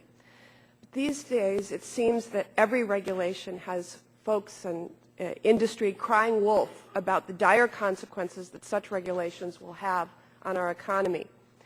This is for decades now, we've heard that regulations to address, for example, lead in paint or acid rain or CFCs would cause great suffering. And today we're often hearing the same story about regulating greenhouse gases, air hazards, and toxic chemicals. We hear cries that they will force firms out of business, et cetera. Administrator Jackson, can you speak to this doomsday scenario that we're hearing all around us? Historically speaking, when EPA regulations have gone into effect, have the economic costs been on a par with the estimates? And just broadly, and then I'd like to address a couple of specific historical regulations. Historically, the costs are much, much less than industry estimates and often less than EPA's. The acid rain trading program was 20 times cheaper than what industry said it would be. We already know that we hear oftentimes, I remember with the stratospheric ozone program, that when we switched CFCs, it would cause a quiet death for the refrigeration industry. Nothing of the kind happened. We saw an industry thrive. So over 40 years of the Clean Air Act, GDP is up 207%, and air pollution's down 50+%. And I think you can have both economic growth and clean air and public health. So when the Energy and Commerce Committee was considering the Clean Air Act's amendment of 1990, and industry estimated that the measure would cost between $51 and $91 billion, was that accurate? No, I don't. I know that the estimates were much, much less than the 1990 industry estimates. It was not accurate at all. Okay. And utilities estimated that SO2 allowances would cost $1,000 to $1,500 per ton. Did that end up ringing true? No, that was not true either. Okay. I was going to go on to another question, but I see I only have 15 seconds left, so I think I'll rest there and submit that separately in writing. Thank you. Gentlelady yields back. The Chair recognizes Mr. Ladd of Ohio. Well, thank you very much, Mr. Chairman. And Administrator, thanks for being with us today. Good seeing you again. And I appreciated our meetings that we've had in the past. And if I could, I know it's kind of come up already about the on the clean water and drinking water revolving funds. If I could just bring that up a little bit, because on page 2 of your testimony, you said that because of the constrained fiscal environment, the budget decreases the state revolving funds by nearly $950 million, while supporting a long-term goal of providing about 5% of the total water infrastructure spending and spurring more efficient system-wide planning. But when you're cutting $947 million from these funds, and you're allocating at the same time about $252 million in climate change, and even though we've been talking about that, and that $252 million is an increase of $56 million from those that were enacted in fiscal year 2010. It's getting to the point, as we've talked, that these localities just can't afford this. And my question is that as we're increasing funds for the climate fund programs that Congress has made clear for weeks that you don't have the authority to regulate, my question is, what are we going to do for these communities out there that are really suffering? Well, we continue to fund in the President's proposed budget the state revolving funds. The goal is to try to get to a point, remember they're revolving, so they are loan paybacks that come in that also go into the funds, to get to a point where we're funding about 5% of need on an annual basis, not the cumulative need. And there are tough choices, I would certainly admit that, but after unprecedented expenditures in the Recovery Act, we had $6 billion there, plus the President had a huge increase in the SRFs in his 2010 budget. In a tough year, it seemed that we would just not be able to be as generous this year. Well, and also I know some other members have brought this question about the on the green side, but under your budget proposal, for the agency mandates that no less than 10% of the drinking water fund capitalization grant be made available for projects that include these green infrastructure, water or energy efficient improvements or other environmentally innovative projects. And again, though, when the communities back home don't have the dollars to comply right now, what do I tell them when they call me and say, how are we going to comply with the mandates? Well, the state revolving funds are meant to supplement communities, especially small communities. We work very hard with rural communities, the Rural Association as well, to put money to try to help communities comply. But obviously, the vast majority of systems are paid for by fees. So this money, which goes out in low-interest loans for large systems, can be grant forgiveness. I admit that there is a huge need out there, but we can only invest what we can in tight budget time. Okay, could you define for me what are spurring more efficient system-wide planning? Is this the goal of providing 5% of the water infrastructure spending and spurring more efficient system-wide planning? Well, I think in many cases you have opportunities. I just know this from my state experience, to look at regional opportunities where you might have a municipal system, rural systems nearby that might be able to hook in so that you don't have to make the same expenditures. The money is intended to try to get communities to look at the most cost-effective way to deliver clean water and deliver wastewater services, recognizing that the federal government simply cannot pay the whole tab, and not even the majority of it. Okay, because and that's, the way you described it right there, you know, when I think about my area and a lot of the districts out there, we have a problem, of course, that we're very, very rural in a lot of areas, and there's just absolutely no way that, you know, one community could say, well, we're going to work with another community because it'd be just too expensive to even try to get one, you know, to have a system for that area. So, you know, I guess when you're looking at using 5% of those dollars for that, wouldn't that be in some cases more beneficial to be using those dollars to help these communities that don't have the money, that don't, you know, right now? I had a courthouse conference recently in one of my counties, and I had the mayor there. I can't tell you how many citizens, and they're all talking about the same thing. They cannot afford this. It's going to drive everybody out that can get out if they can sell their homes now, because the cost is going to be so great on the water and the sewer side. But I'm very, very concerned about these communities not being able to meet these goals that the EPA has mandated on them. Well, sir, the standards for drinking water are federal standards that are intended to protect health. And my belief is every community should have clean water, but I also recognize that some communities are financially strapped. So it's incumbent upon us, not just as EPA, but as a government, to try to help those communities, but not to tell them what the standards are, either for drinking water or discharge of raw sewage. Those things impact our water quality. I yield back. Thank you, Mr. Chairman. The gentleman's time has expired. The chair recognizes the gentleman from New Jersey, Mr. Pallone. Thank you, Mr. Chairman. It's good to see Lisa Jackson here this morning. I've known her from her days as the commissioner of the New Jersey DEP, and I'm proud to have her at the helm of the U.S. EPA. I know we're here this morning to discuss the fiscal year 2012 proposed budget, but I wanted to put the issue in a broader context. EPA has a very simple but important mission to protect human health and the environment. As Administrator Jackson noted in her testimony, without adequate funding, EPA would be unable to implement or enforce the laws that protect America's health.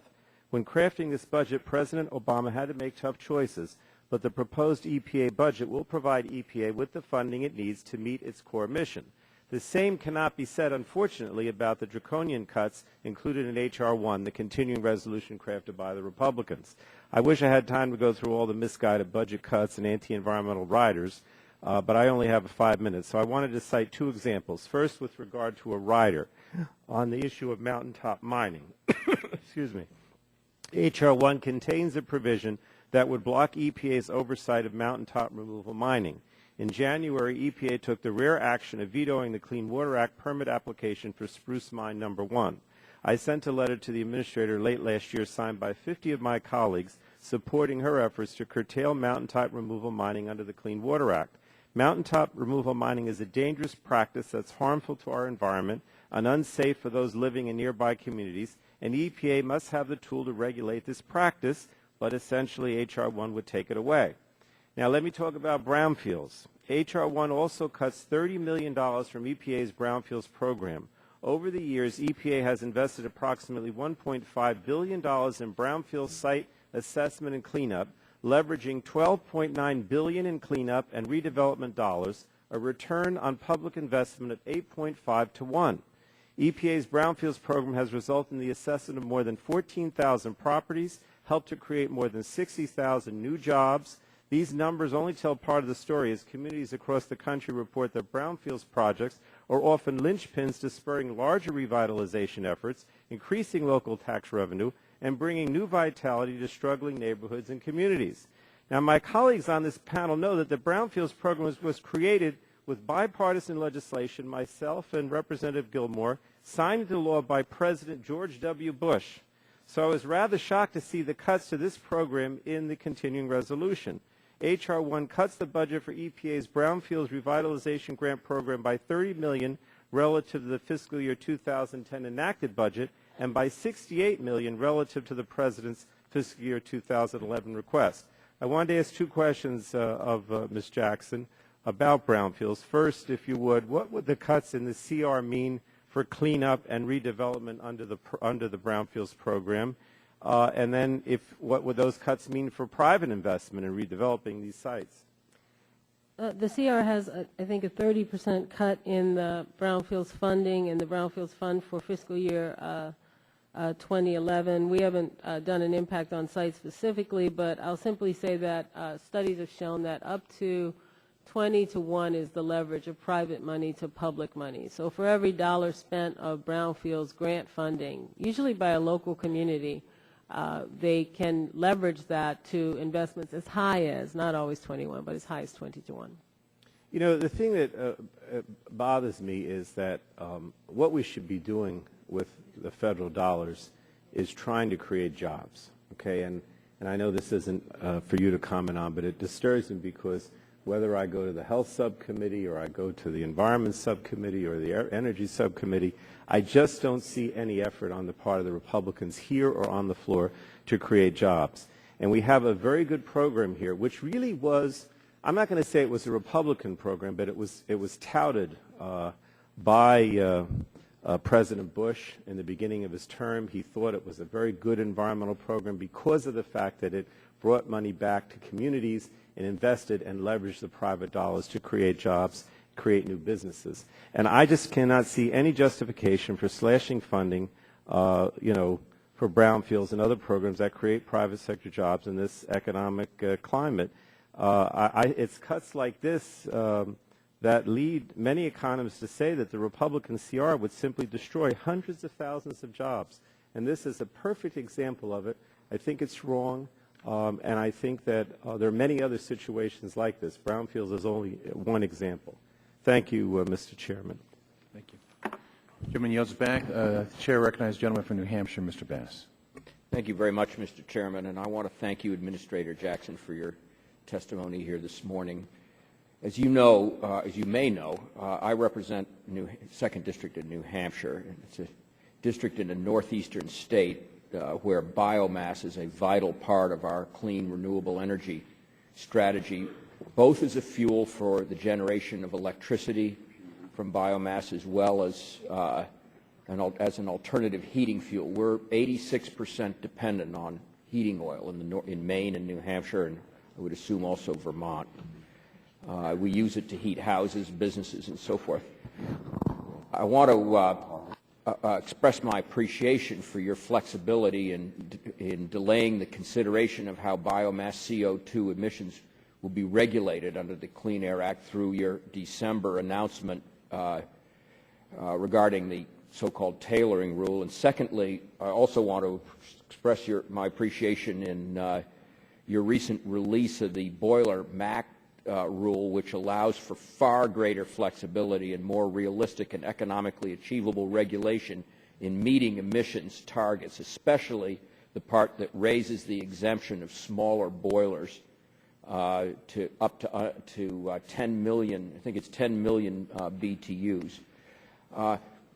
Getting back to the tailoring rule, I believe also in that December announcement, or the December announcement, you discussed that in July the agency would be rolling out their rules or proposed rules involving what I would consider the long-held and internationally recognized presumption that biomass is a carbon-neutral energy source. And I'm just wondering if you could share with me any observations that you have concerning what that announcement may be and what base assumptions the EPA will be making, if any, involving the carbon neutrality of biomass. Thank you, Mr. Bass. Well, we are committed to the 3-year study because we believe that there will very likely be biomass sources that are carbon neutral. There may well be some that are carbon positive, if you will. They actually are sources that are greenhouse gas positive in terms of the sequestration of carbon and sort of the anyway effect that if you just left that biomass there, it would still release carbon as it decayed. The July rulemaking we remain committed to, it will almost certainly move to ensure that biomass sources do not fall subject to greenhouse gas regulation while we complete that study. Biomass resources don't fall. What do you mean by that? Don't become subject to regulation. In other words, what you're saying is that the assumptions are likely to presume that sustainably harvested biomass resources will be likely to be considered biomass neutral. I mean, carbon neutral. It will defer. It will defer for 3 years to allow us to complete the study. But what we wanted to ensure didn't happen is that biomass sources not become regulated while we have time to get the science to make further determinations. So it's intended to be a deferral so biomass sources will not be regulated come July. But at this time, you're not in a position then to talk about any assumptions that might be brought to that study involving the 3-year deferral, if you will. No, I can say, Mr. Bass, that we would not have gone so far as to propose a deferral to invest in the study had we not agreed that some sources are most certainly going to turn out to be carbon neutral, and that there may be some sources that are of concern, but we believe that there's a good chance that many sources are not at all a concern. I would appreciate the opportunity to continue to communicate with you on this and to assure, my interest obviously is to assure that in a state where there's no gas, no coal, no oil, we have a little sunlight in summer and quite a lot of wind, we need to make sure that in America our biomass resources are, to the extent it's at all possible and appropriate, that they're considered carbon neutral and a renewable energy resource. And I thank you for your thank you. attention to that. And I yield back. Gentleman yields back. Chair recognizes Mr. Cassidy of Louisiana. Hello, fellow Louisianian. Hello, Mr. Cassidy. Nice to have you here. And thank you for being so patient with us. Because we're both from Louisiana, you'll be familiar with this. Region 6, Chairman Barton brought up in the past. Louisiana, Baton Rouge, has been under a non-attainment order for maybe 3 to 5 years, even though we've achieved attainment 3 years ago. Now, I have here that we have been in the 8-hour ozone standard for over 3 years, and this has been communicated to Region 6, that apparently 2 of the 5 criteria to be designated attainment area have been fulfilled, but that we can't get a decision on the other 3. Now, these were submitted in 5905, 122005, all the way up until last year. Now, it apparently is Region 6, because I have documentation here that the other regions are processing these sorts of requests to transition from non-attainment to attainment in half the time or less. Most recently, we were told that our decision would be published in the Federal Register on February the 25th, and all that was published was that there's going to be another public comment period. And so it's kind of like waiting for Godot. It never happens, you know. I mean, and in the meantime, of course, Mr. Pallone, my colleague, was concerned about jobs. We have industry which cannot expand because we're in non-attainment. That's what I'm told. That projects that could convert to cheaper feedstock are not taking place. Products to produce new grades of products at the request of customers on short deadlines are not happening. Products to increase production on a unit by small amount with minimal process changes are not happening with the jobs that are going with them. Now, frankly, when you say that you need more money because otherwise there's going to be a delay in the permit, I have to say, based on our experience in Region 6, it doesn't matter how much money you have. Clearly, ERA bumped up your funding tremendously because we're still not getting our stuff processed, and there's been a cost in jobs. Now, I guess that's a twofold question. What's happening in Region 6? Why are we just always being told, wait just a little bit longer, and it never happens? And secondly, that's what gives your agency a bad name. People do their best to fulfill the regulations, and it just never happens. So, your comments. I can't comment specifically on the SIP, although I'm happy to look into it and make sure our staffs follow up from my office. If you would, please. Yeah. And we'll give you a copy of the letter, and by unanimous request, I will submit a copy for the record. Okay? Secondly, oh my gosh, you and I are so concerned about the oil spill. When I looked through your budget, though, I recall one of the issues is that EPA had not allowed there to be a test spill in the past. They had done that off the coast of Norway, taking, I think, 500 barrels down to 500 feet, released it, and saw what happened. And so when the spill happened in the Gulf of Mexico, we were ill-prepared. And obviously, although we had approved dispersants, we had no real-time study of the effect of such. I don't see in your budget any research as regards that now. Is that in there and I just didn't see it? I believe we have $2 million for research on dispersants that we achieved through another piece of legislation, sir. So we don't have for this year. We're spending it this year. Okay. Next, the Gulf of Mexico, you mentioned that in your budget as one of the areas that you have concern, and laudably there is increased funding for the Mississippi River Basin, but there's like a tremendous cut for the Gulf of Mexico. So I see you're on a presidential commission to address the environmental issues, but yet Lake Pontchartrain is losing $500 million. Gulf of Mexico is, I think, losing $1.5 billion.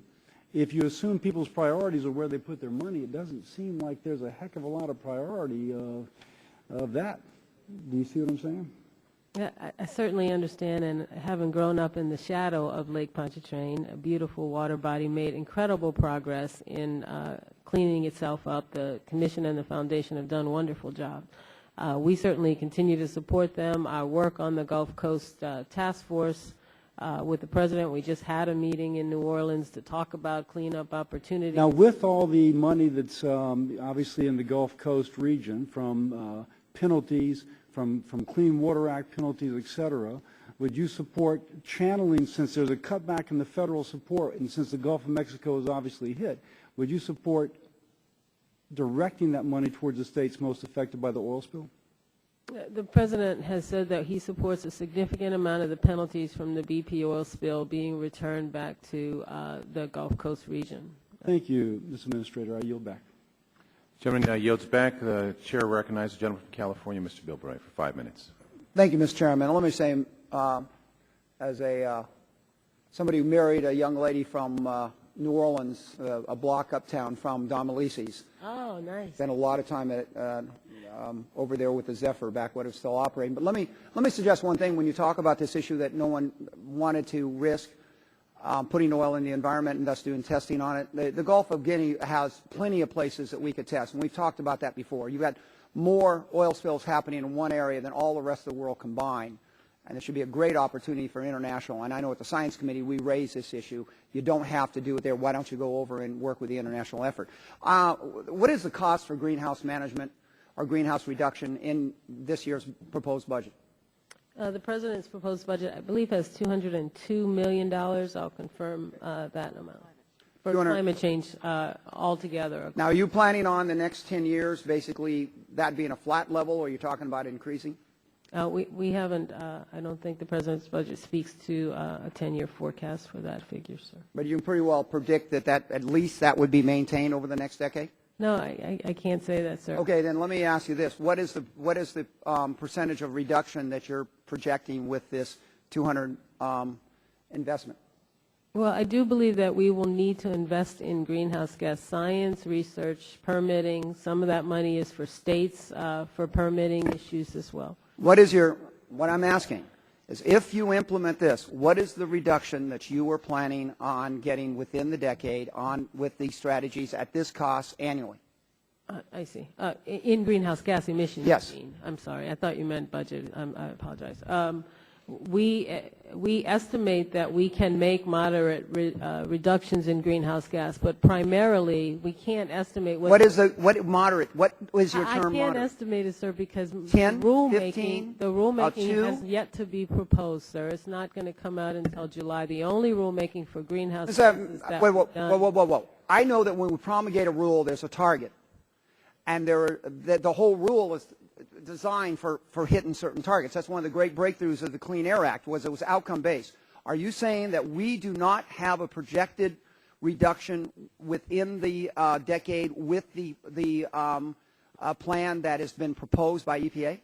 Only because the rules have yet to be proposed. We've finalized rules for cars. That's 1 million tons of greenhouse gas pollution. That's okay, but the low-lying fruit is the stationary sources, but you don't have a projection right now. Will it be, can you give me any idea at all, 5%? Well, it 10%, wouldn't be fair. 20%? We are in the middle of listening sessions around the country on the rules that we would propose. Okay, Madam Administrator, I really have a problem with you're giving us a price tag, but you're not even willing to give us a target of the benefit of the price tag. Business would not like me to sit here and tell them. I'm not asking about business. Rule. I'm asking about cost effect, what we're going to give the American people for what's being projected. And this is just the government expense.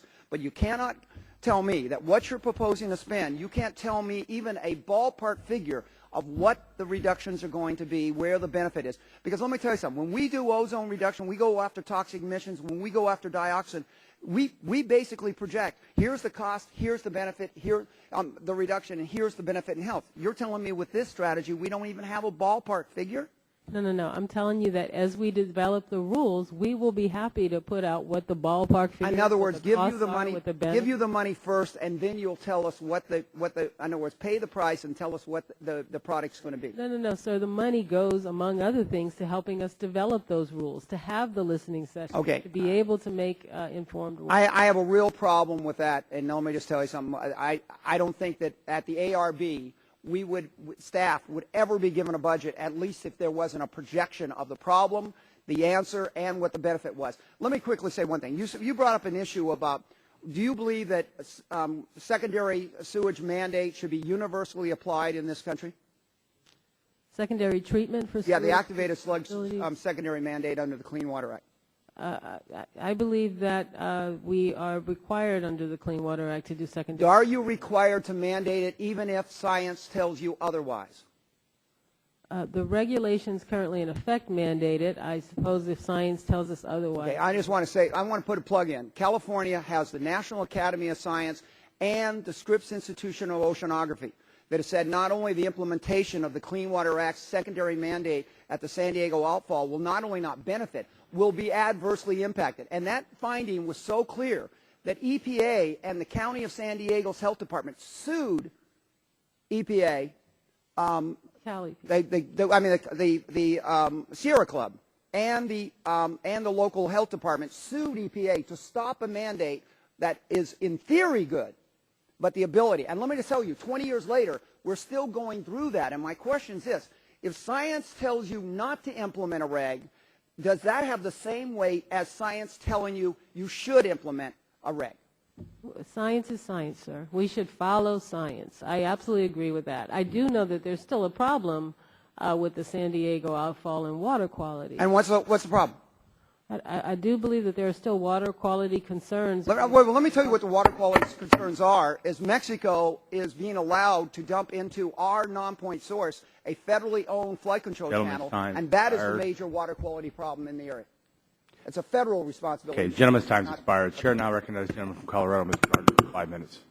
Thank you, Mr. Chairman, and thank you, Administrator Jackson, for your time today. I wanted to follow up on a conversation that is disturbing to me because I'm troubled by the misrepresentation that you have made regarding statements made by our chairman and the misunderstanding of the legislation that's currently moving through this committee. We've argued before and accurately that the regulations that the EPA is currently proposing will drive gas prices up even further.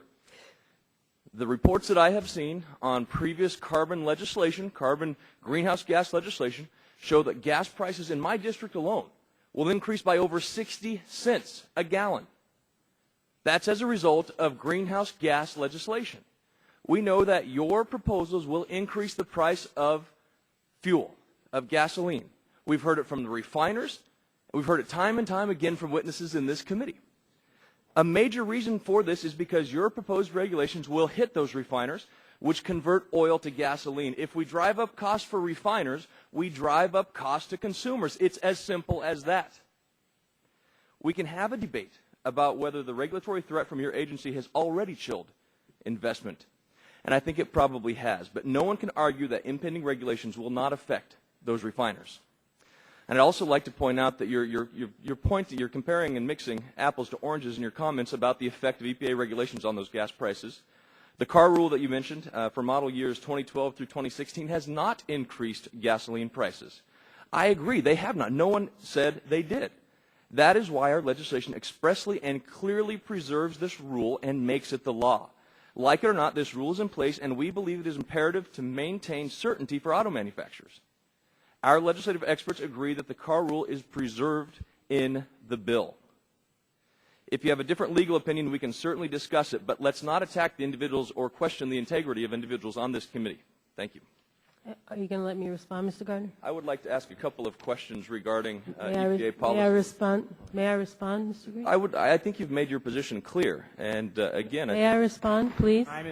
The time is the gentleman's from Colorado, so the gentleman may proceed. Administrator Jackson. Madam Administrator, the time is the member of Congress, is the gentleman from Colorado, and he may proceed on his time. Thank you. Administrator Jackson, earlier in front of this committee, you testified that there are tremendous opportunities in rural America for the economy to continue to grow as it has thrived over the past several years. Further, you said that rural America's economy has done fairly well as the rest of the country has seen the housing market and economy really do poorly. 17 mostly rural counties in my state of Colorado have seen a population decline according to the 2010 census. With population decline comes economic decline, and my question is, do you believe that rural America is in a position to absorb the costs associated with the EPA's proposal to regulate greenhouse gases? Sir, EPA's regulations on greenhouse gases have not impacted rural America to date, and any EPA regulations that come out will be they won't impact rural Colorado? I did not say there will be no impact, sir. There will be a cost analysis that will explain how those regulations might impact any American, including rural Colorado. How much of your budget is currently set aside? You have about $219.5 million for climate change. How much of that is set aside for economic impact benefit? Or, excuse me, economic cost benefit analysis? I'm happy to get you details of how the budget deals with economic impacts. Going to the state revolving fund for drinking water, a couple of years ago, funding was tied to certain wage requirements that has increased the cost of local water projects. I was wondering if you knew whether or not the state, what total costs have increased by state water projects as a result of the language on wage requirements. I don't have any estimate of that, sir. Is there any way the EPA would provide what it's cost around the country in terms of increased cost to local water projects? I don't know if we have it. If we have it, I'm happy to provide the data, but I can't do that study if we don't have it. Okay, any way you could ask the people who've received funding through the state revolving fund what their costs have increased as a result of that requirement? I don't know if we have the authority to do an information request like that, but if we have the data, I'm happy to get it. In Colorado, we saw tremendous cost increases as a result of those requirements on the state revolving fund. Some increased by as much as 20 to 25%. And I would like to see that information, what it costs around this country. And with that, Mr. Chairman, I yield back my time. The gentleman yields back his time. Seeing no other members, the hearing is now adjourned. Mr. Chairman, I note there, well, with the chair reminds members they have 10 business days to submit questions for the record. To the chairman, your compliance is appreciated. Thank you, Madam Administrator.